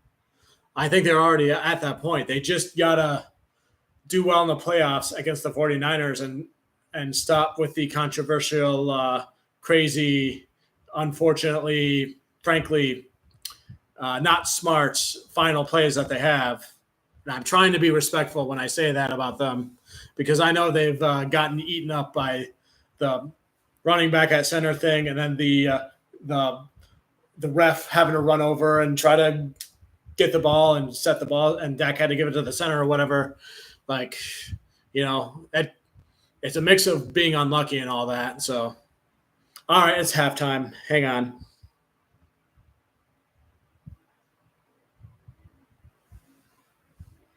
All right.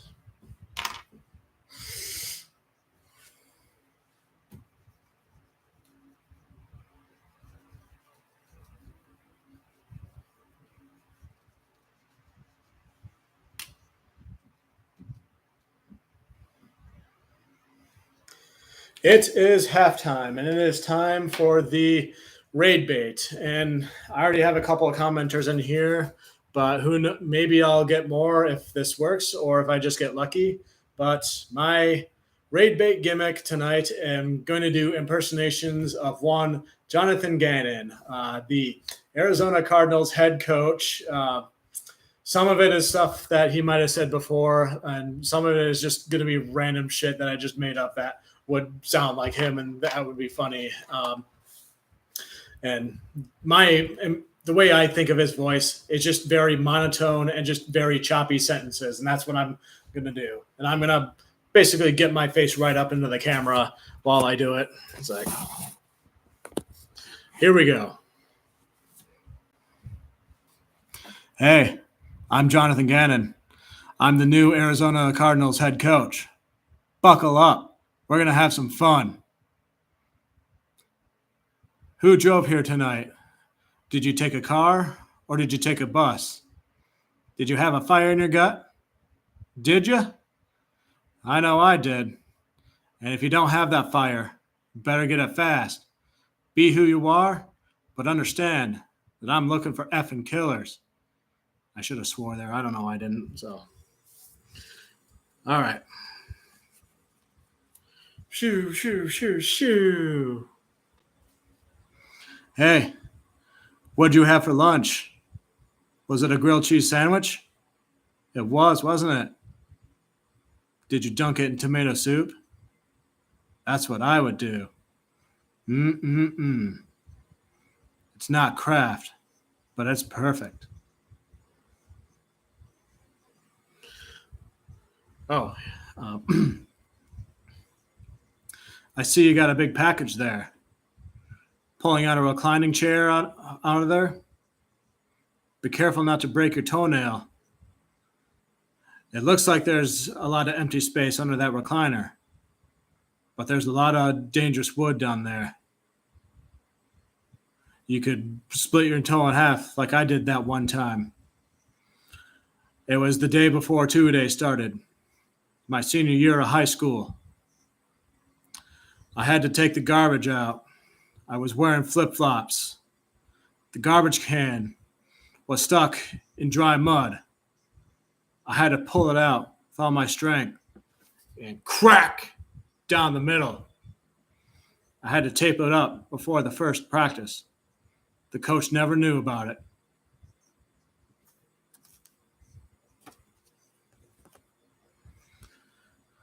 Hey, you watched Nickelodeon when you were a kid growing up? What was your favorite Nicktoon? You know what mine was? Hey Arnold. You know who my favorite character was? Stinky Peterson. He had an episode once where he did a commercial for a drink. Yahoo soda. Just drink it. He got famous for that. He could have signed a multi-million-dollar deal, but he didn't because he was proud. Because Arnold was a advice giver. All right, for this next one, pretend that we're back in the years 2004, 2005, 2006. You watched that episode of Lost last night? Man, that show's got a lot of mysteries. You know what my favorite part of that was? When the Henry Gale theme music played. When I'm done, na, na, na, na, na, na, na, na. Mysteries. Shoot, I solved every mystery before I went to bed. There was one, though, that always bugged me. How did Mikhail's glass eye wind up over at the aero station? You know what my theory was? Henry hid it over there to play mind games with that Russian.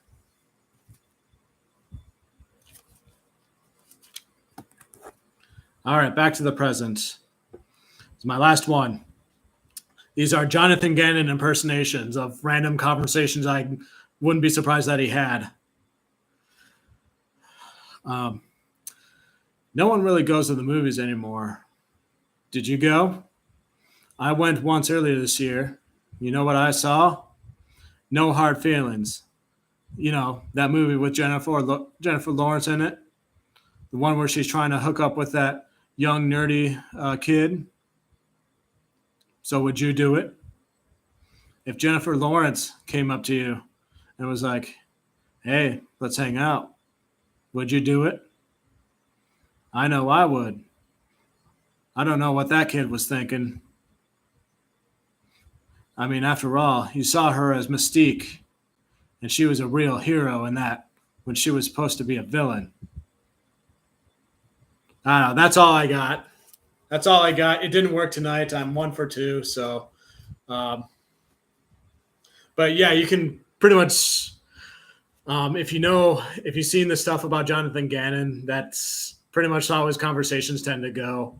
Just very monotone, like very random, very choppy sentences like that. And I was doing research on him throughout YouTube, and people are pretty much comparing him to like the Michael Scott of the NFL football world. And I could really see it, just really like socially awkward, and other times just kind of cringe. But and it's easy to pick on him like that, especially since he's coaching what many expect to be the worst team in the NFL. So, and if he's able to make some magic happen with that team, then yeah. But so far, I just can't see it. And and I watch a lot of this on GPS too. Just every time they're able to get something on him, it's just gold. It's like, hey, I see that workout bench there. How much can you press? I once repped 300 pounds once, but no one was around to witness it. Oh, you think I didn't? Do you think I'd still be alive if I couldn't rep 300 pounds? You think I wouldn't be able to get out of that, all that weight? Well, here I am, alive and well.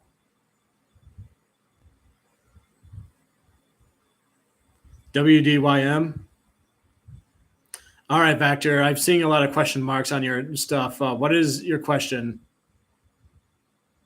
I'm trying to do impersonations of Arizona Cardinals' new head coach, Jonathan Gannon.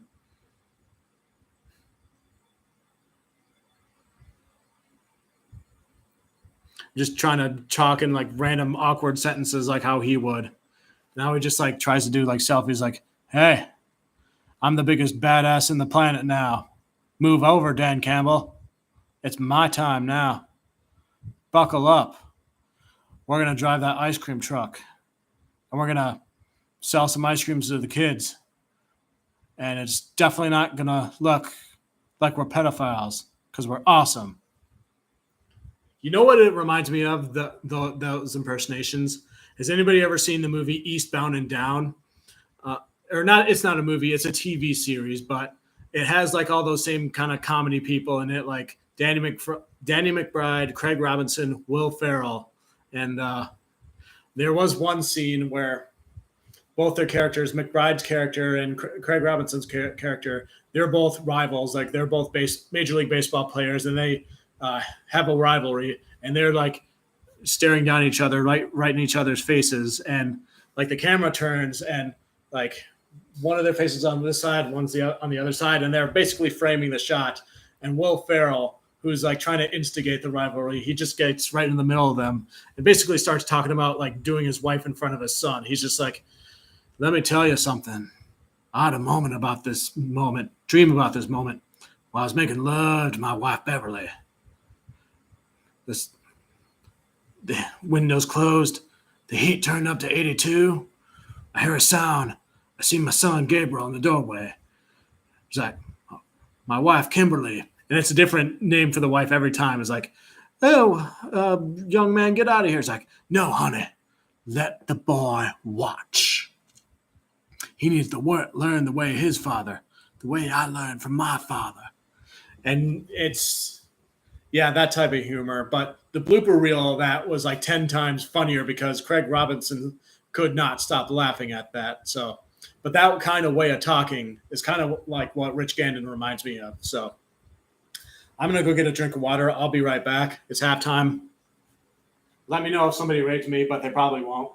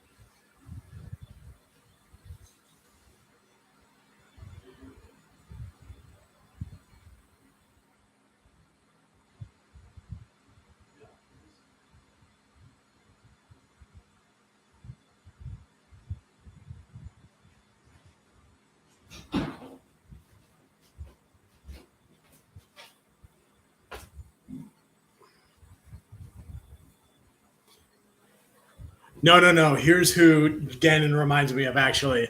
Those classic SNL skits where they're talking, they have that show about space, and the guest star they have is Chicago Cubs broadcaster Harry Carey, which Will Ferrell voices.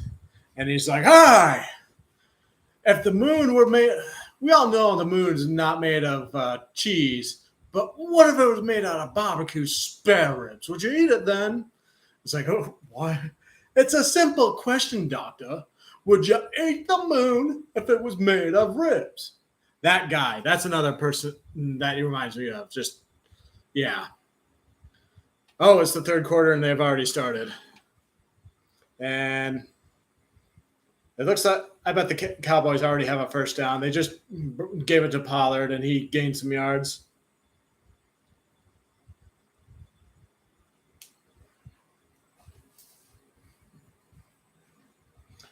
Halftime ended much sooner than I thought.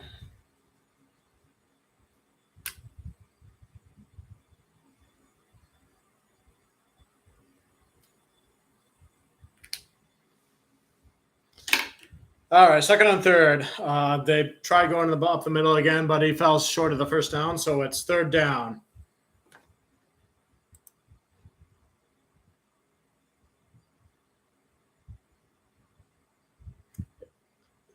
It's 3rd and 2. I know the next play, but I won't spoil it. Thanks to the play-by-play on ESPN's website. Dak and shotgun. Drops out the pass to Lamb. First down, 9-yard gain. His butt is sitting right on the middle of the Cowboys logo.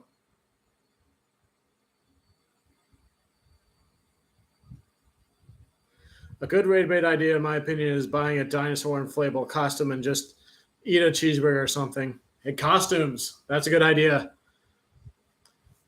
Funny you say eat a burger. That's what I did Thursday night, and that worked. So, but I got plenty of other ideas. So, and even if it doesn't work tonight, when I make this video for later for the raid bait section of my YouTube videos, someone might catch onto it eventually, and it will go viral. I made a video of that with the cheeseburger one with Tom Grossi rating me, and that one easily was the most watched video that I've had on my stream. Like last I checked, like at least 530 people. So, you know, I got some ideas, some creative stuff. So,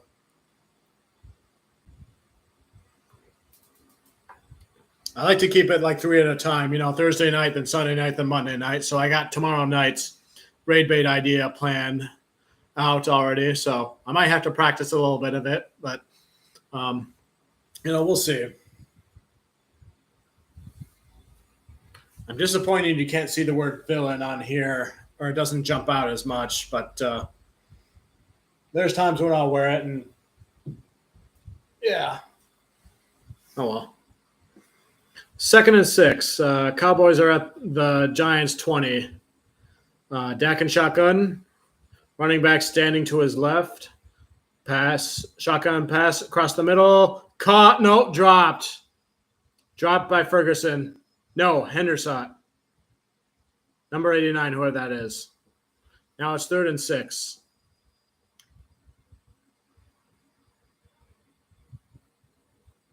Hendershot.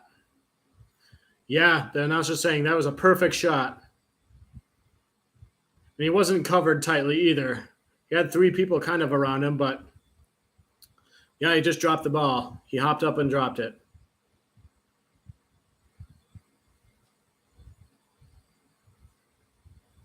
Third and 6. Shotgun dumps it off to 20. Andy Pollard, and he gets the first down more, but he fumbles. Recovered by Dallas, though. Right at the 5-yard line. Excuse me. Has anybody been over at Tom Grossi's live stream tonight? I know he and Papa Grossi are watching the game together there. How's that one going? Anything crazy happening over there? Just another standard night. I imagine something funny is going on, because this game cannot be entertaining for them, because it's not entertaining for me at this point that much at all until the Giants make their epic comeback. First and goal, hands off to Pollard, gets to the 1 yard line, 2 yard line, whatever.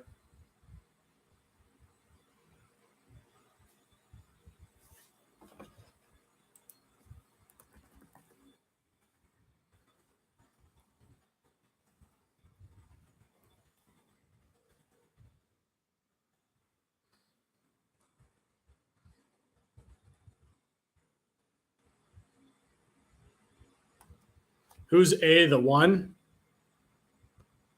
Oh, Pollard just walks in for the touchdown now.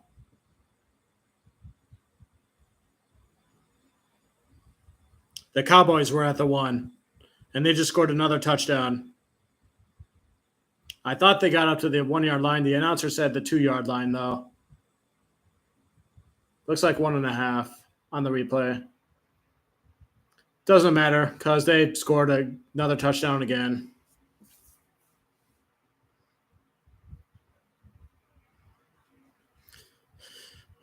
The Cowboys are still at a goose egg.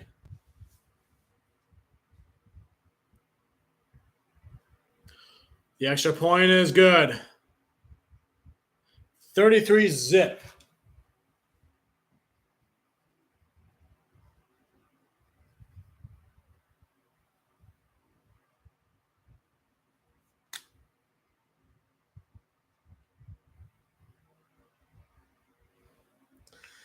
It can't feel good for a team to get shut out.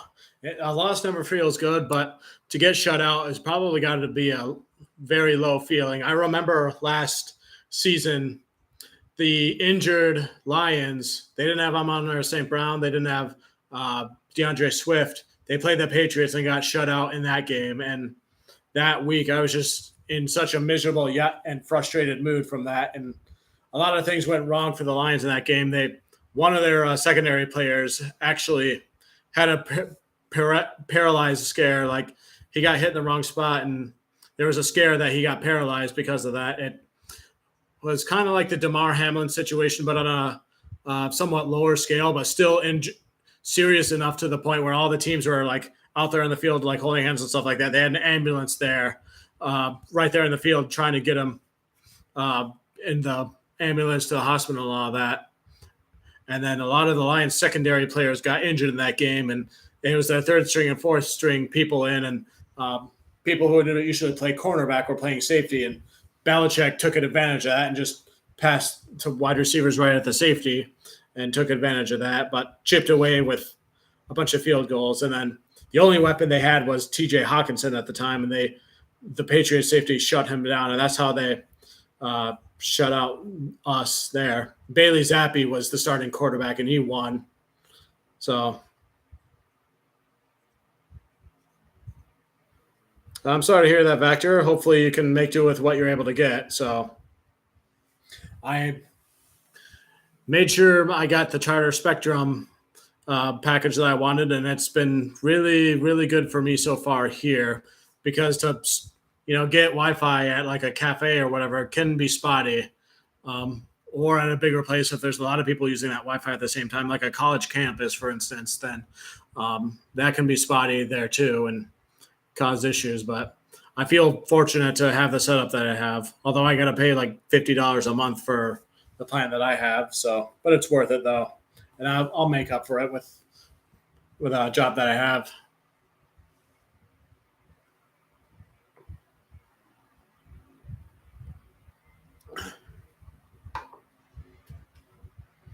They're talking about an epic last drive with the Patriots and Dolphins game. I don't know what happened to that game. Who won that one? I'm looking that up real quick as the kickoff is going on.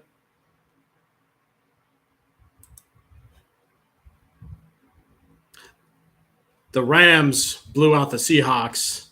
Wow, I did not expect that. And they were playing at Seahawks Stadium. Parsons has 8 pass pressures, 2 pressures and 1 sack. Yeah, it's kind of like Hutchinson, except Parsons did get a sack and Hutchinson did not. But then again, Hutchinson, as I found out after the game, the tackle was cheating the whole time, playing off the ball and getting away with all the holding penalties, and the refs were letting him get away with it right up until the last play. Jones scrambles to his right. He's going out of bounds now, close to the first down. Here it is. Philadelphia 25, New England 20. So the Eagles won that game, but it sounded like it was a close game. I'll have to watch the replay of that later. Oh, I know it, Vactor. This could be the greatest, even greater than Super Bowl 50 with Tom Brady against the Falcons. I mean, that score was like 35, but this is 33, so it's close. Oh, fumble. I think Jones fell back onto it. It's raining there at the field.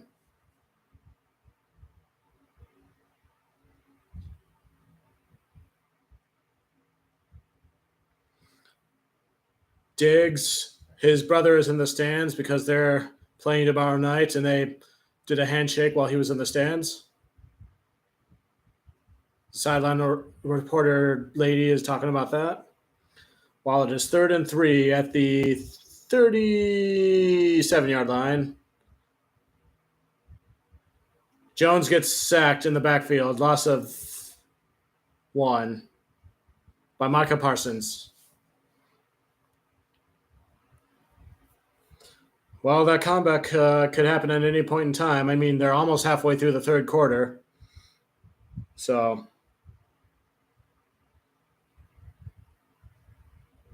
that sack was like, whoa. Like Parsons grabbed Jones from like behind, and his legs like wound up like swinging in midair, like to the other side of Jones, and then Jones just kind of fell forward.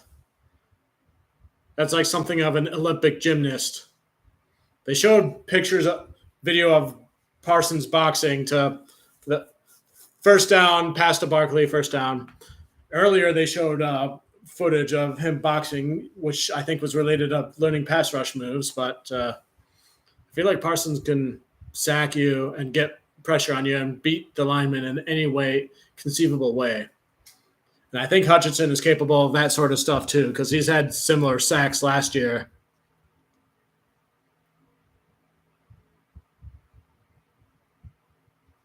Once the cameras zoom in on the people, you can see the rain on the field. But Jones just got sacked again in that very same way, but with a different Osa. Number 97, Osa, did that same sack that I just described. All right, Vactor. Have a good night. Come back anytime. Good luck with your internet.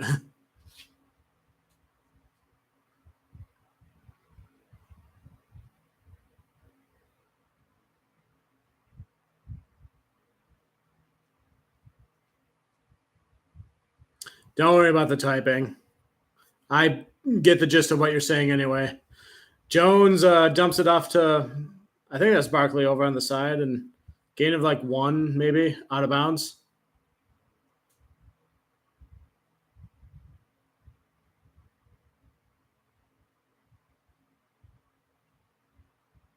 The announcers are starting to realize the mismatch of this team, how outmatched they are.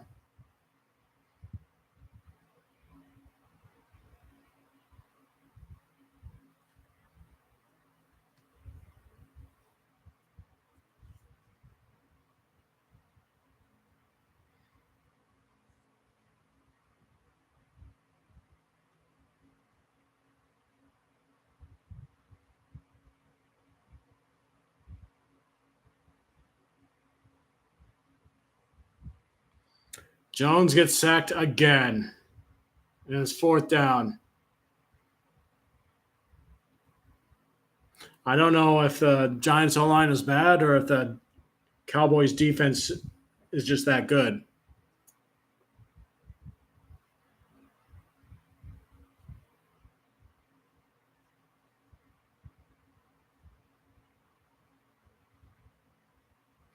I think the Cowboys defense is right up there toward the top of the league, as well as their offense, which is right up there with the top of the league.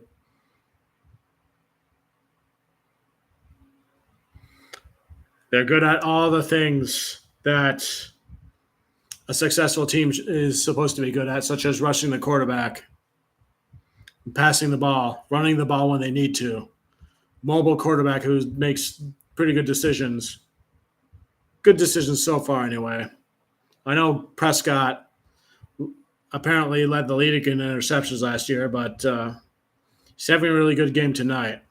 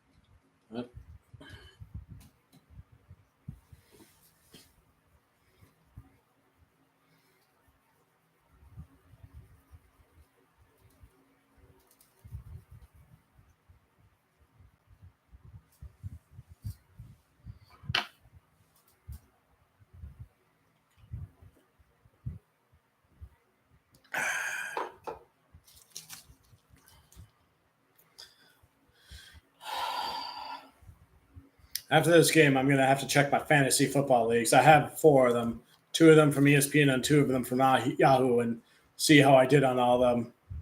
I didn't realize until the Packers game started today that Christian Watson was out, and I had him starting in one of my fantasy leagues, and he's somebody who I think could make that second-year leap into being one of the best wide receivers in the league.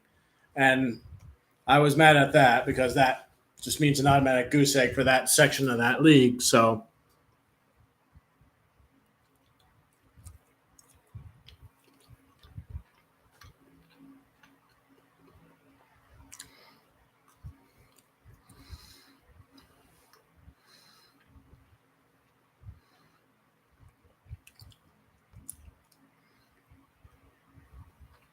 if the Giants are this bad, because I know when they did joint practices with the Lions during the preseason, the Lions looked really good against the Giants.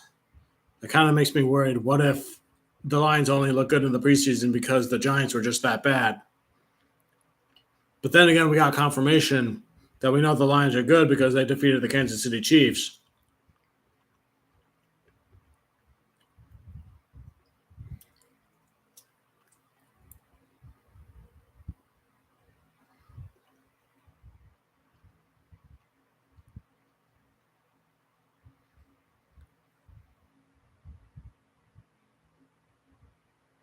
Talking about a huge tattoo on Dak Prescott's leg. I saw Daffy Duck, a Pegasus, a city, Warner Brothers. I don't know what any of that means, but it's his life story, apparently. That could be a good clickbait sports punishment for somebody to examine his tattoo. And I might just go visit Tom Grossy's stream and suggest that.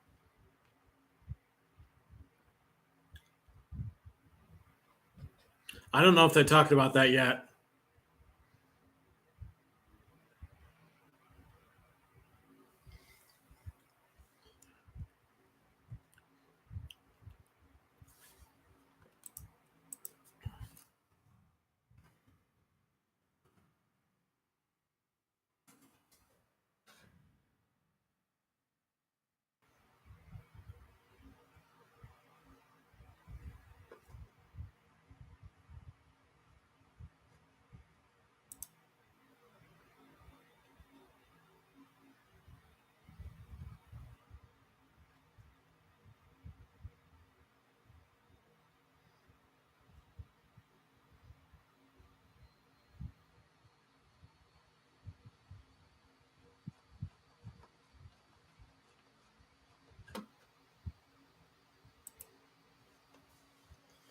Clickbait punishment has to involve that debt.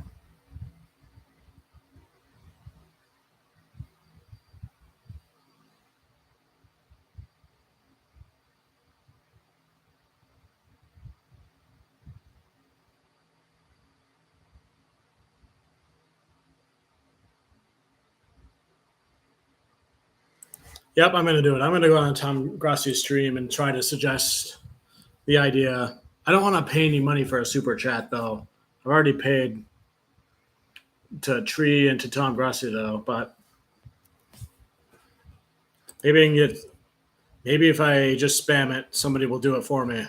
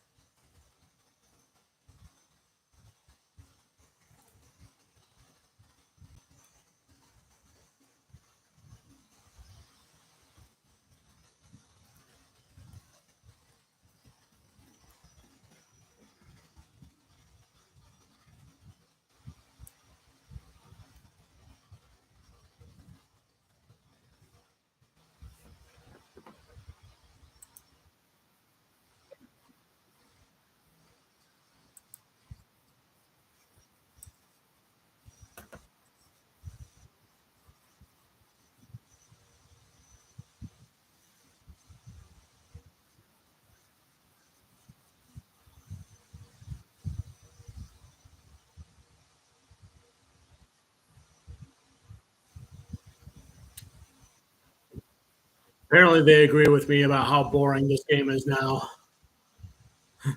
Papa Grassi looks bored, just slouching in his chair, checking his phone.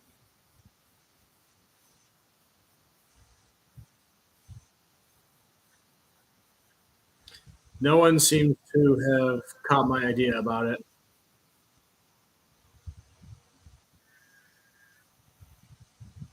I can just pitch it on GPS tomorrow, though. I get the feeling that Perna will probably be on top of it, though. But if not,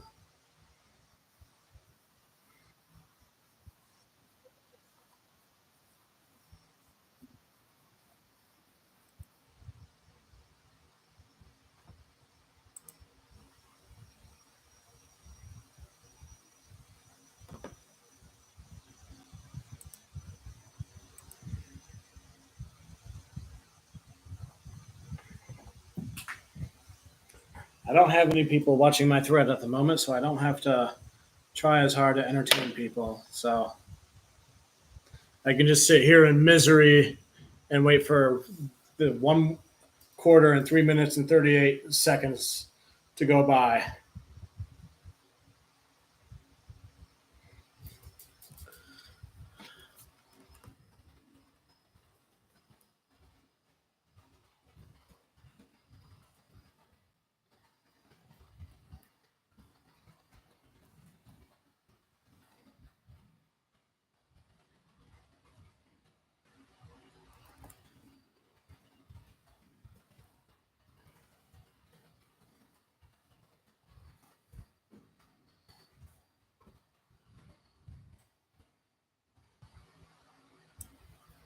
I try to make this interesting. I'm going to place an imaginary wager that the Giants will finally put points on the board at 8:35 left in the fourth quarter.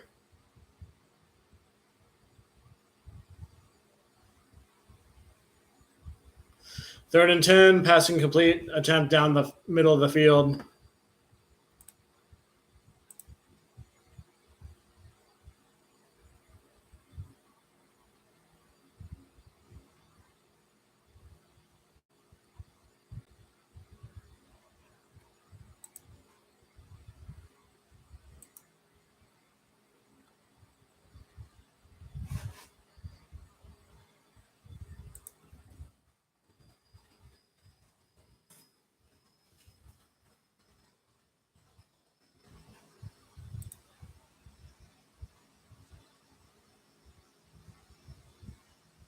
The Cowboys don't pull them out, right? Yeah.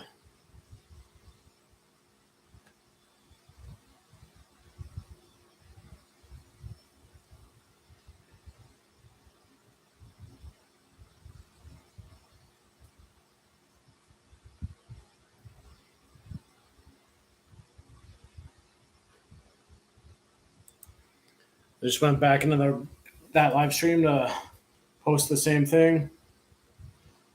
Oh, hey, that's good news. Factor, your Wi-Fi is working again. Yeah, things are getting really boring with this game. I just popped into Grassi's live stream. I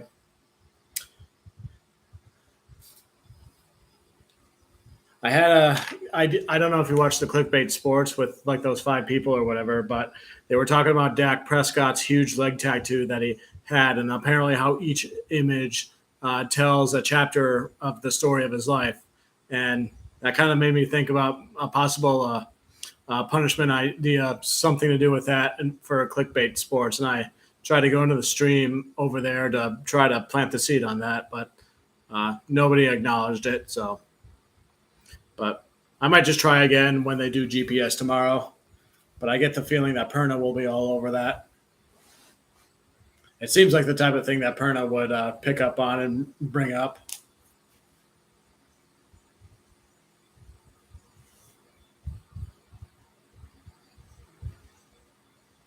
And then I try to find a way to make this interesting. I'm betting that the Giants finally get rid of their goose egg at 8:35 left in the fourth quarter. It could be a touchdown. It could be a field goal. It could be even a freaking safety. But the goose egg will change for them at that point in the game. There's still no points for the Giants right now. They are still at 0. I don't know if the Giants' offense is just that bad or the Cowboys' defense is that good. Although I think it might be a bit of both, but I do think the Cowboys' offense, some would probably call elite. It's definitely one of the top offenses, but I think their defense could definitely be up there this season. I know in terms of points allowed that they were definitely right up there, while they were kind of mid in the rest of the categories like yards allowed and that sort of thing. But yeah, who knew making the difference? Mozzie Smith making it. Oh, Saquon Barkley broke away, forced down and more. That's like a 15-yard-ish gain, maybe 18.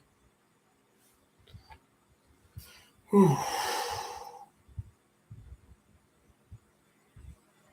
Forgot what I was talking about.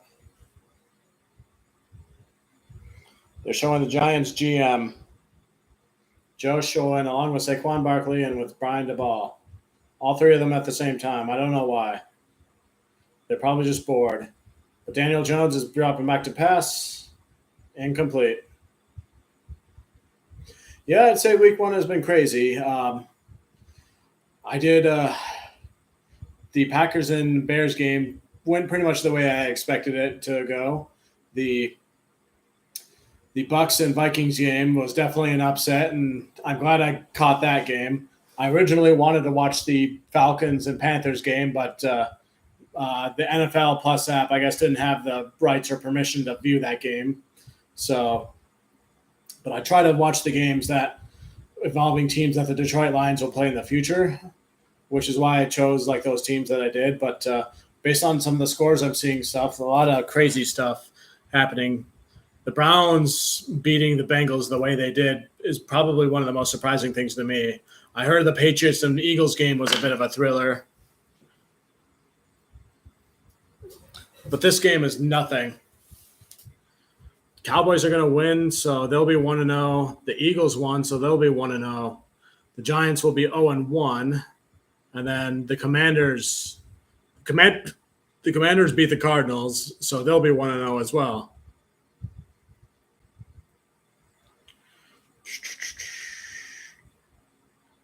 I think I might try to look at the standings and see where everybody's at. ESPN has had a lot of layoffs, so to update their statistics page has been really, really slow because it's still just everybody from the Chiefs and the Lions, last I checked. But right now, I'm interested in the standings and how they look right now.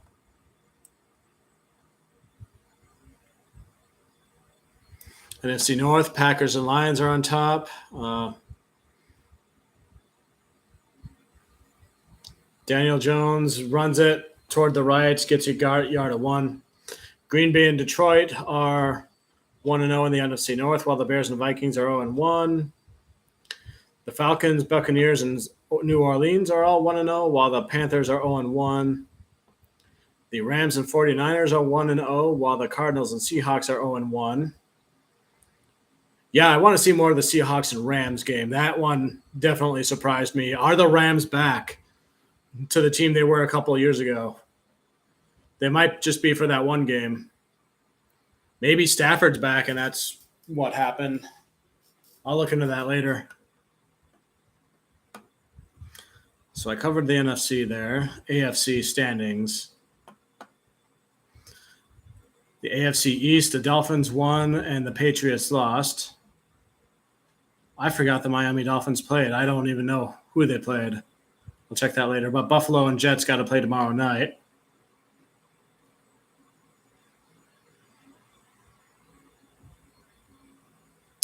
AFC North, the Browns and Ravens won. I know their running back tore an ACL or something is out for the season. So that's unfortunate. And it always seems like the Ravens are getting injured, and that's what's holding them back. But Browns and Ravens 1-0. Bengals and Steelers 0-1.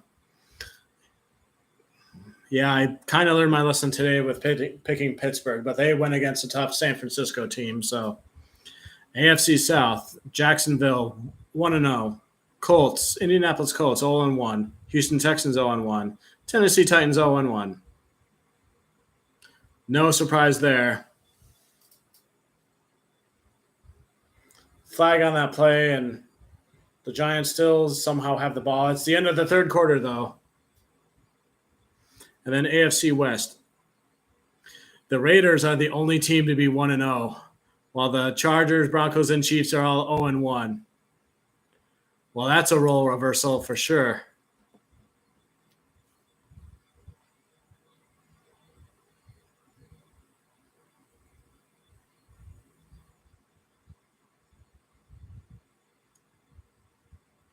Factor, you're talking about Patrick Mahomes? When you say Muhammad? Is Muhammad a typo, or are you talking about somebody else? He was really bad on the reads.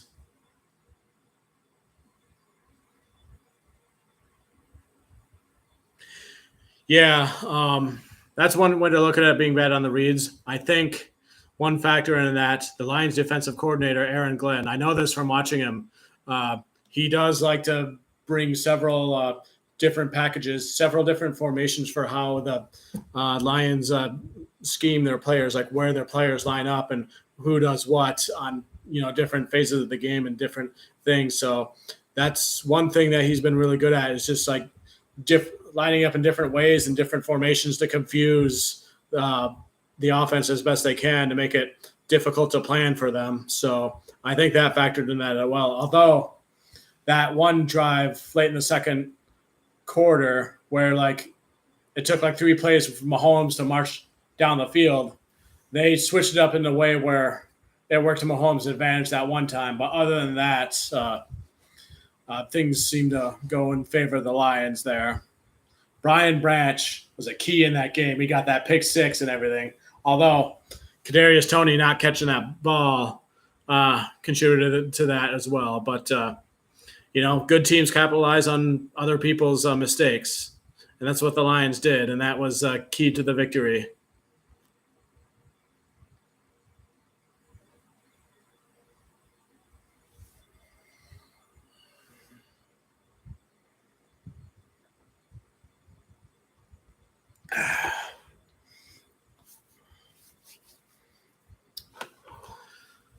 I'm a little concerned about the Lions, though, because they don't have any deep wide receiver threats right now because Jamison Williams is suspended. Marvin Jones Jr. had a below average game. And I know their general manager has been on the phones with teams. They're trying to pursue wide receiver, but who's out there and who's available that they could trade for right now is the key. Like, a lot of teams like to wait until the trade deadline where like they would have the most leverage they could possibly get in a trade. But so it might be a while before the Lions would get a wide receiver. And even by that time, Jamison Williams would be back anyway. But they don't have him for the first 6 games, and every game could be valuable. Watching Dak complete a pass, knocked out of bounds, first down, CD Lamb. That's not CD Lamb, is it? I keep forgetting what his number is. Oh, yeah, it is 88. CD Lamb is 88. Prescott and Lamb are good for one of my fantasy teams, that's for sure. Yeah, they were talking about Mike Evans. I know somebody else on YouTube who has connections with other reporters and stuff like that, and he was talking about how there was a deal done in theory for, I guess, a first down Pollard, Dallas there.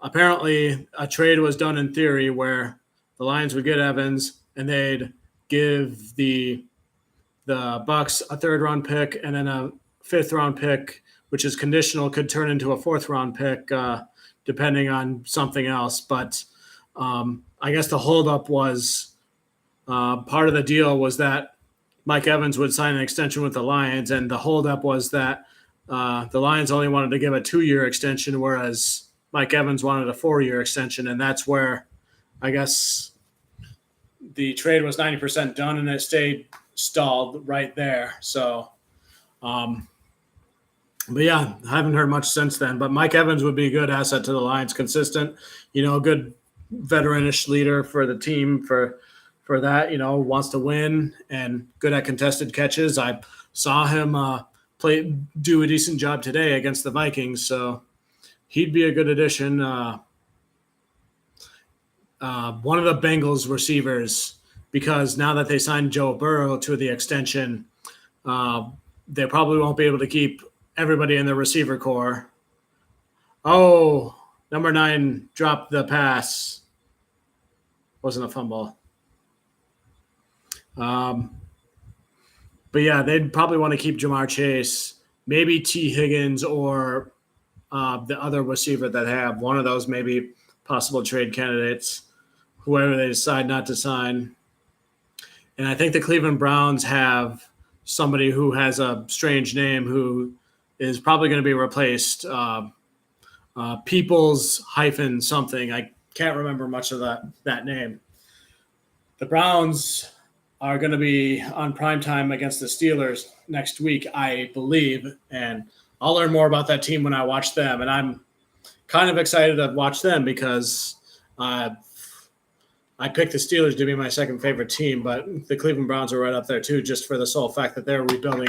They built their team in the way where I would start out building, with a good offensive line and a good running back. And then I knew nothing about their defense at the time, but apparently it's a really good defense. So the Cleveland Browns, if things go their way, if Deshaun Watson is good, if their wide receivers are serviceable, then maybe they could be a factor in the playoffs.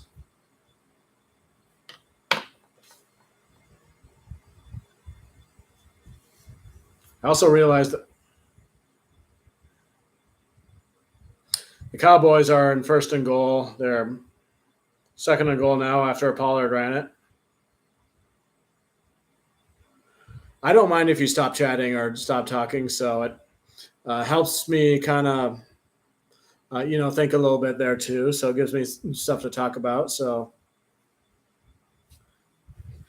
I know I'll talk if I have an audience here, and that will keep me going. So feel free to ask whatever you want, and I'll try to answer it as best I can. I mean, I'm just a casual fan like everybody else, but I just tend to pay attention a little bit more, and I watch enough YouTube videos to have quite a bit of knowledge about stuff. But yeah, I explained earlier how the importance of having a wide receiver that's a good downfield threat that can stretch the field. And it was kind of a conversation about why wide receivers are more valuable than running backs these days. Because if you don't have a wide receiver, but you have a good running back, then it won't matter much because the defenses will just continue to blitz you and they won't have to double coverage somebody in the backfield because they could just blitz you, which takes your tight end out of the wide receiver game because they have to stick around and block. Touchdown Cowboys on a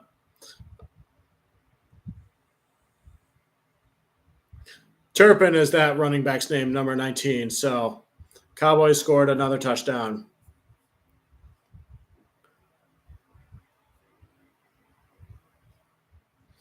But yeah, I think the Lions want to get a wide receiver, trade for one, or find one maybe on waivers as soon as possible so that they can make up for the Jameson Williams absence because every win could win or make or break the Lions. And they learned that lesson last year because they were one win away from the playoffs. They lost to Seattle in a shootout last year, and that wound up being the team that knocked the Lions out of the playoffs.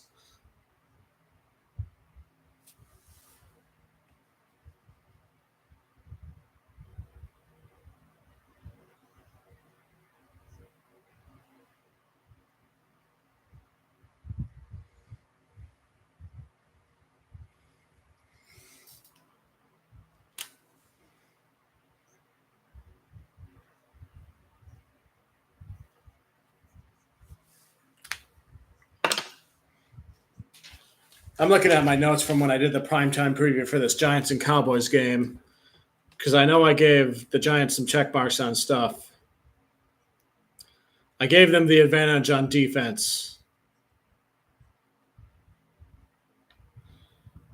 Obviously, that's not the case. Oh, not this Exorcist commercial again.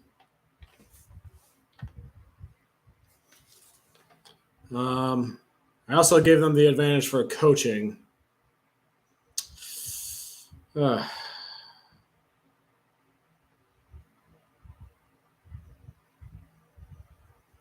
Brian DeBall, their Giants head coach, won Coach of the Year last year. So, and I figured like they'd be the fresher, coaching unit, which would give them the advantage. Even though Mike McCarthy and Dan Quinn and those two have a lot of experience. Dan Quinn was part of the Legion of Boom, coaching the cornerbacks with the Seattle Seahawks, and then he was head coaching the Falcons when they went to the Super Bowl and was their head coach for a while there.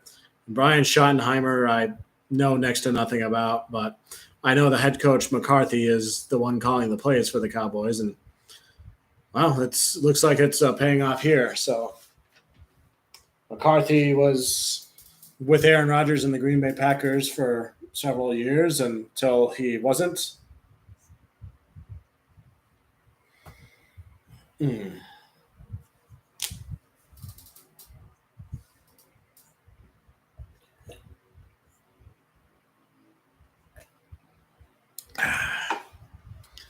Let me ask you a question if you're still paying attention.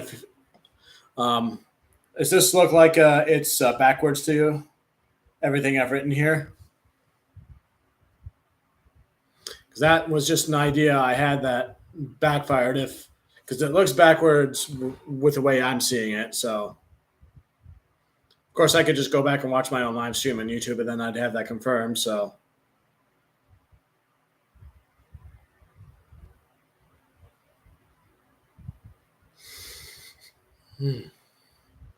crowd is very quiet, but still relatively full in the first deck.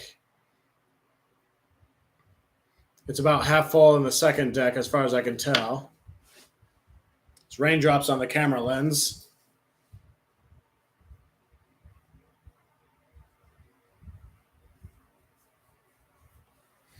I know something I can do to pass the time. I'll read the box score statistics for each of these teams.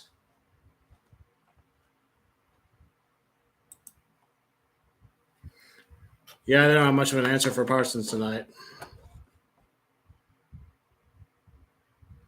First and 10, Giants ball. First down and more, number 18. Down to the 50. Oh, it's fumbled. And the Cowboys recover.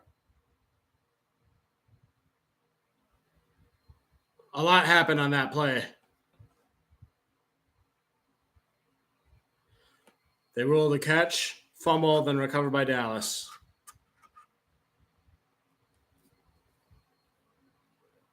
That would have been the biggest pass play of the game, apparently, but wow. So the Cowboys will have the ball in the 50, but I'm going to read the box score stats real quick. So, Dak Prescott, 13 for 24 so far, 143 yards, no touchdowns, no interceptions, no sacks. Why does it say no touchdowns from him? I feel like he's had at least one touchdown pass.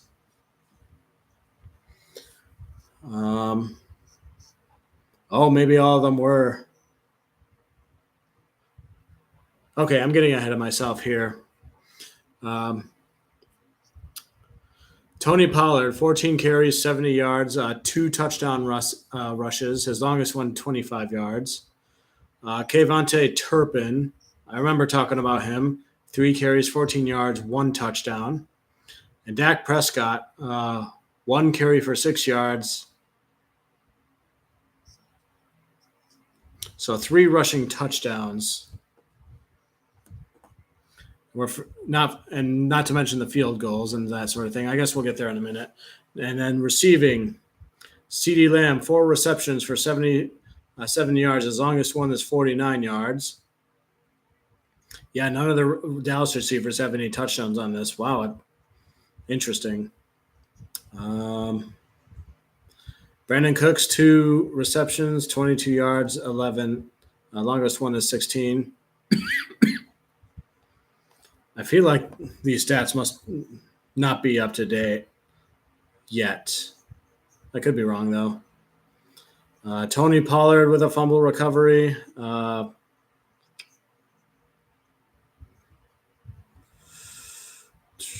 He had 1 fumble, but Tyler Biazdaz and then Israel Merkamu each seem to have a reception or a fumble recovery there, I guess. And then Dallas defense. Osa Odegjezua. I always butcher that name. He has 2 sacks, which are also tackles for losses there. Dorance Armstrong has 2 sacks. Micah Parsons has 1 sack. DeMarcus Lawrence has 1 sack.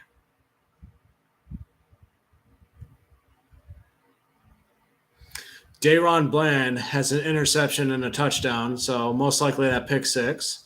Stephen Gilmore also has an interception.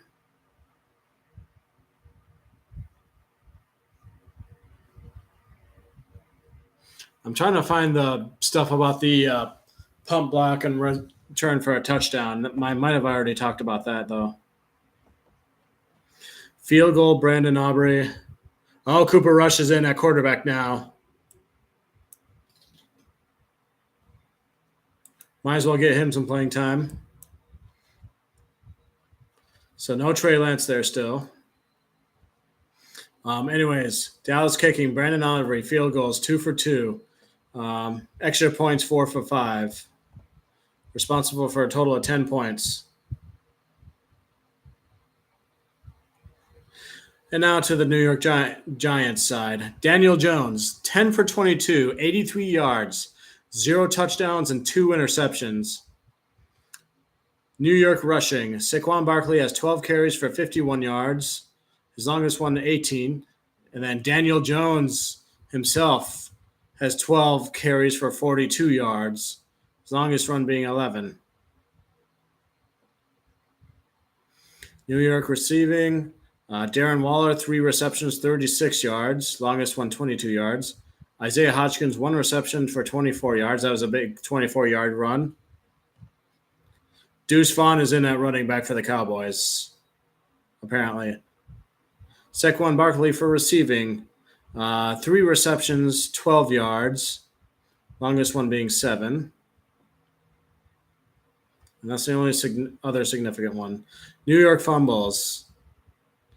Isaiah Hodgkins has 1 fumble. Daniel Jones has 1 fumble. John Michael Schmitz Jr. has 1 fumble. Okay, those are recoveries, fumble recoveries. But Daniel Jones has 2 fumble recoveries, apparently. No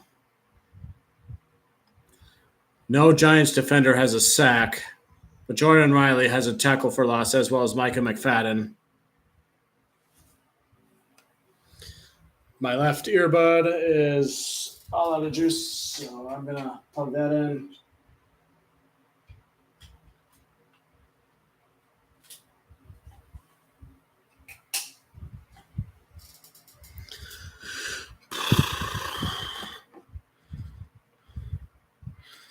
No interceptions from the Giants defense.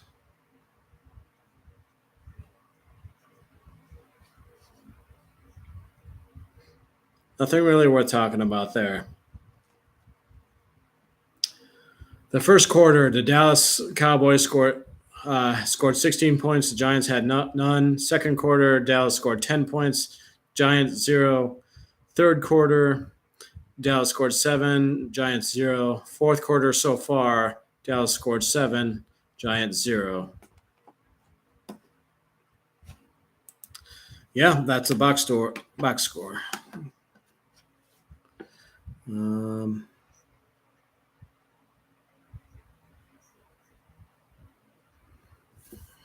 How much time is there left?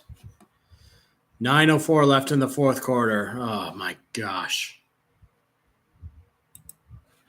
The Cowboys' second stringers are already in the game. Cooper Rush is the quarterback now. I talked about him a little bit. Fire up chips. So anybody who went to Central Michigan University knows about Cooper Rush.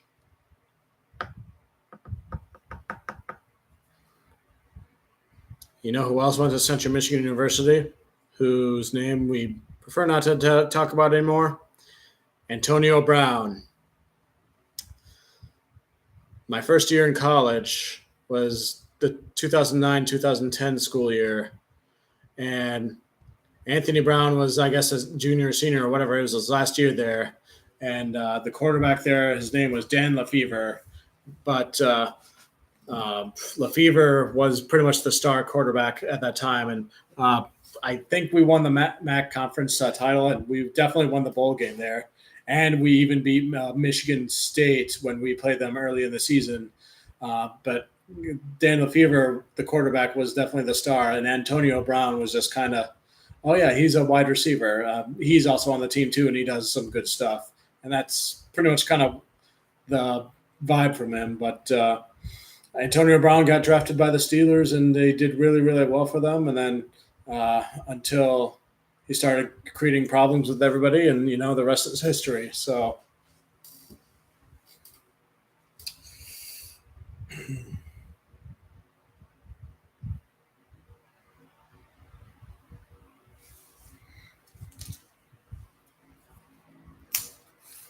my last food that I left for myself out here.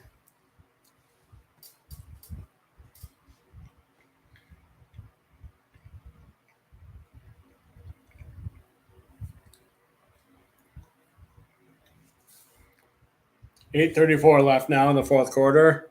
Giants have the ball. It's 2nd and 9. Jones drops back to pass, dumps it off to someone there. He gets 1 yard. Lawrence Cager or something like that. Just short of the first down, the announcer said. You can see the rain. Matt Parrott is rolling around on the ground. He appears to be injured. Trainers rush out to look at him.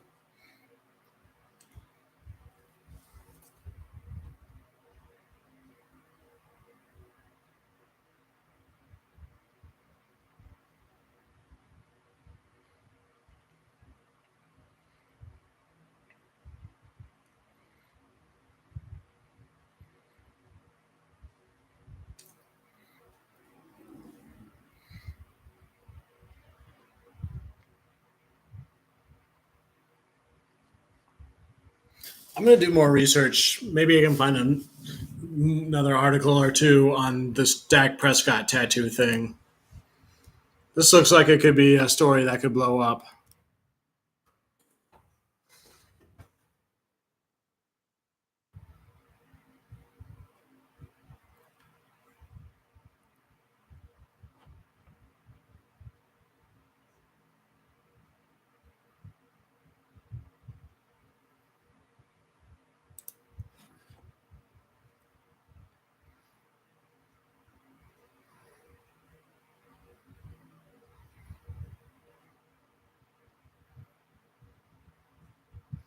All right, I found an article and I found some pictures. Okay, it doesn't say WB as in Warner Brothers. It just looks like it says 4B, but there might be something rounding the circumference or the side of the leg that could complete that, and we're just not seeing it. But it says you can see the 4B there. Pine something. And then there's skyscrapers. And then it looks like metal pole with a snake wrapped around it. Those are the images of it I'm seeing.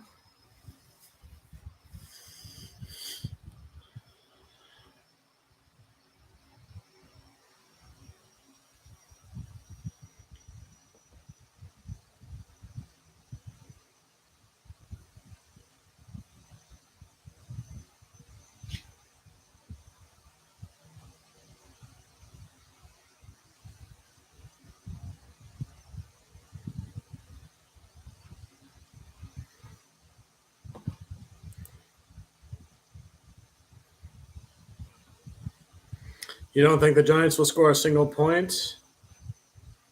When did I predict that the Giants would get on the board? At 8:35? What's the time? Oh no, my computer is frozen. Laptop is freezing. I don't know why. 8:10. Okay, I lost my own bet. It's past 8:35. The Giants just ran for a first down at their own 32, so they're on the drive right now. Maybe they will get on the board. After all, what could be more embarrassing than a shutout loss? A shutout loss where you had 40 points scored on you. At least when the Lions got shut out last season, they didn't have 40 points scored on them. I think it was just 28. I could be wrong, though. I choose not to think about that game. Flag on the play. Jones is scrambling to the right, and he runs out of bounds.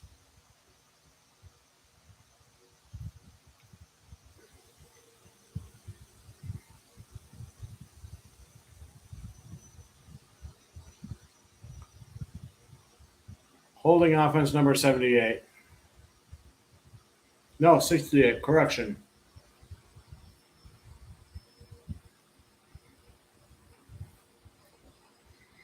The most exciting thing that the Giants have done in the last few years, besides making the playoffs, was drafting Kayvon Thibodeau and Evan Neal in the 2022 draft.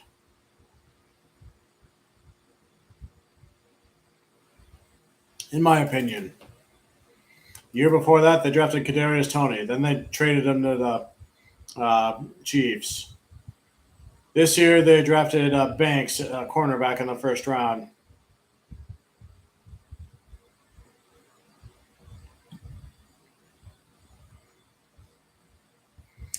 .702 left on the clock.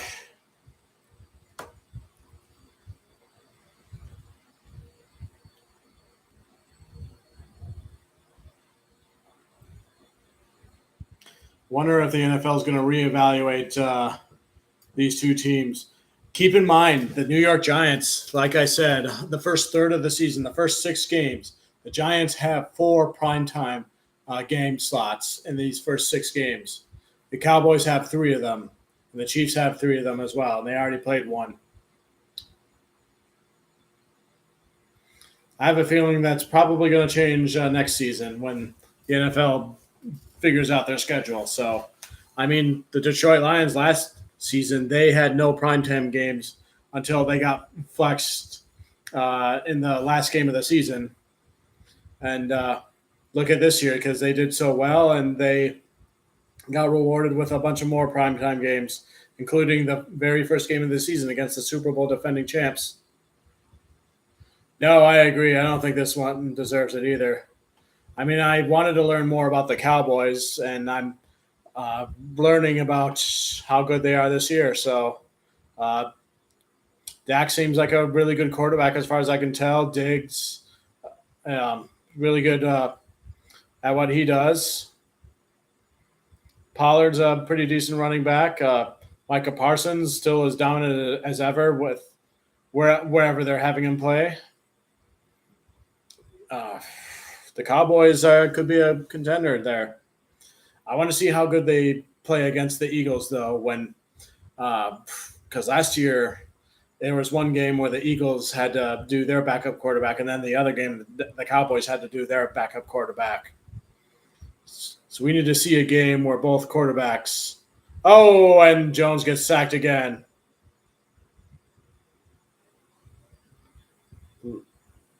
Almost fumbled. Chauncey Golston, number 99.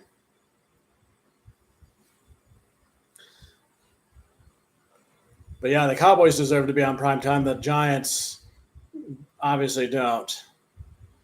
And I'll reiterate my point about Daniel Jones again. He is overpaid. He should not have gotten the extension that he got. He probably just had a really good agent. And I guess his team won games just at the right time, and Jones just so happened to have been the quarterback when they won those games and got into the postseason in a wild card spot. And they won a first round wild card playoff game against one of the top seeds, and being the Minnesota Vikings, who, in a lot of people's opinions, were probably one of the luckiest teams last year. Like, their only strength was like their wide receiver, having the best wide receiver and a quarterback competent enough to get past him the ball. And they got lucky with a lot of games, especially like Bill's game. He got lucky. That was a lucky game. They probably shouldn't have won that game. The first game against the Lions that the Vikings won, the Lions were in control of that whole game, and Dan Campbell just made a bad decision. Another fumble for the Giants, recovered by the Giants, got punched out.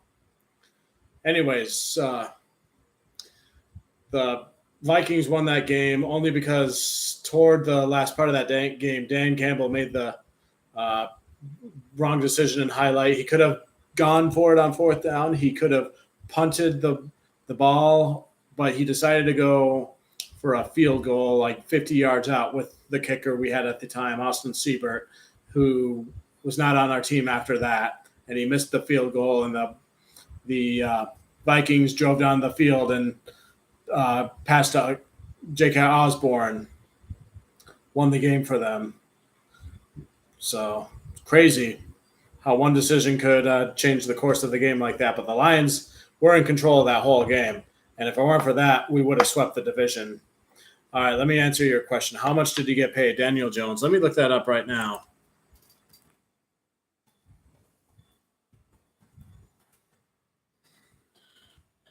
Giant. Okay, I did a Google search result. And they misspelled Giants. The Giants, Ginats. The Giants signed Jones through 2026 with $82 million fully guaranteed. Wow, fully guaranteed, and up to an additional $35 million available in incentives. Yeah, he just got good at the right time, which can happen. I mean, Joe Flacco, I guess, is an example of that. In baseball, Anthony Rendon, he was a third baseman for the Washington Nationals.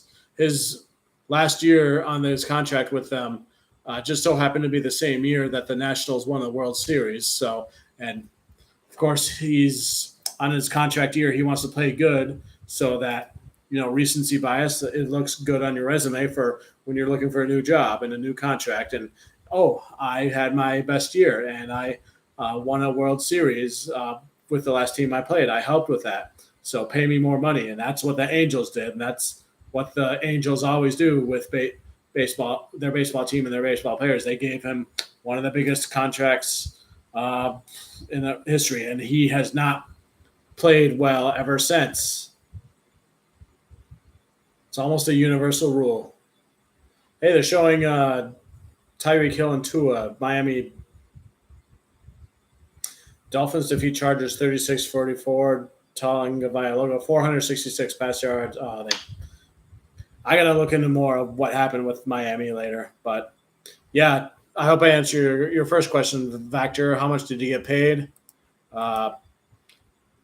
He signed through 2026 with an $82 million fully guaranteed, with an additional $35 million in incentives. That money could have gone to Saquon Barkley or to bring in somebody better. Crazy. Well, I got to go wake up early tomorrow, so I'll go to bed now. All right, Vactor, you have a good night. Thanks for stopping by. I'll see you again later. Your sleep will probably be better than enduring this game, which is now at the 2-minute warning. Still 40-0.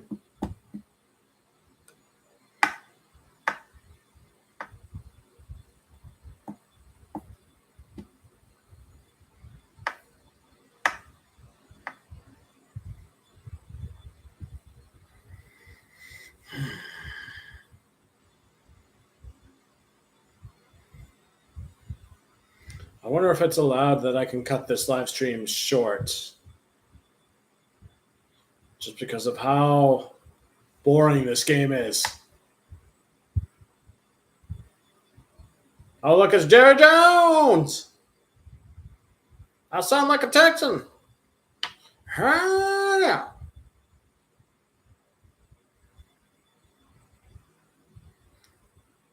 Probably be best if nobody saw that.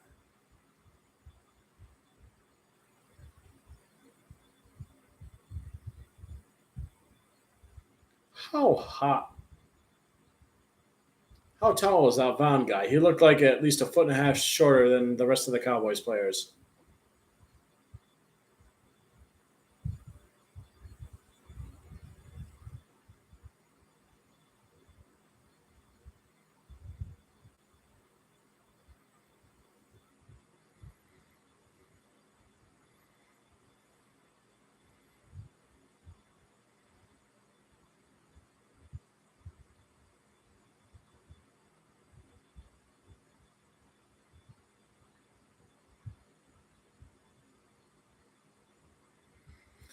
Maybe I should just fall asleep in my chair. Maybe that will convey the mood of this game. I bet I wouldn't be the only live streamer doing it. The Cooper Rush is there.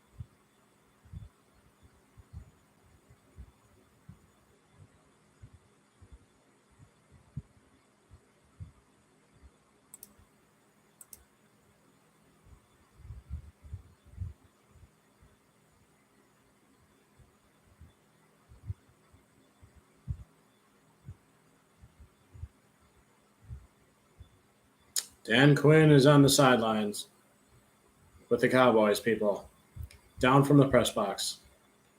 I didn't think that was allowed, but I guess. Well, I guess if you're a coach, then that's fine.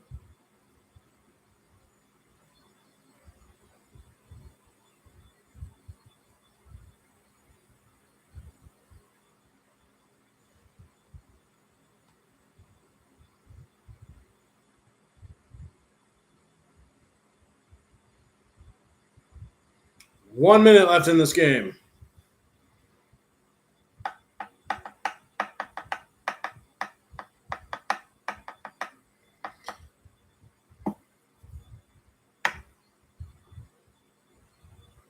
Oh, they're saying Trey Lance is the emergency quarterback with that new rule.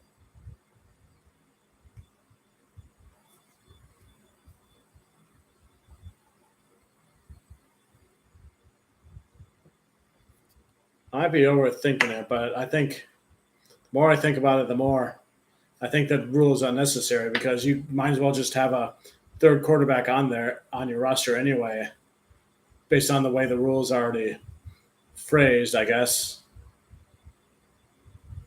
You just need a third quarterback to put in if your first two quarterbacks are gone. But I don't know if it's required now or because he's still a member of the roster. I know the Detroit Lions were the team that pitched this idea during the owners' meeting or whatever in the offseason, but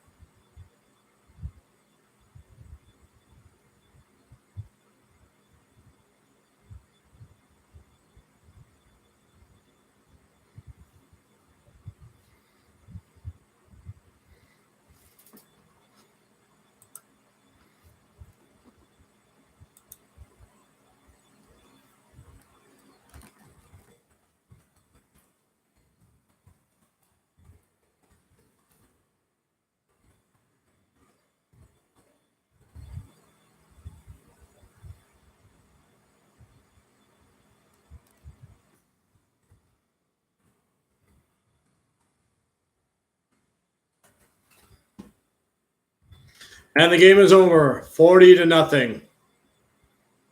Well, thank you to everybody who joined my live stream tonight. I'm sorry that the game was so boring. 40-0, Dallas Cowboys, New York Giants 0. I knew the Cowboys would probably win. I did not expect it to be this lopsided. Maybe Mike McCarthy is just that good at calling plays, but the defense must have gotten 3 tiers better than before. But then again, if Saquon Barkley is your only offense, then it's not so hard to plan around that, I guess. But I'm going to end this live stream, and we'll go from there. Good night, everybody. I know, brutal game, Connor. Brutal game.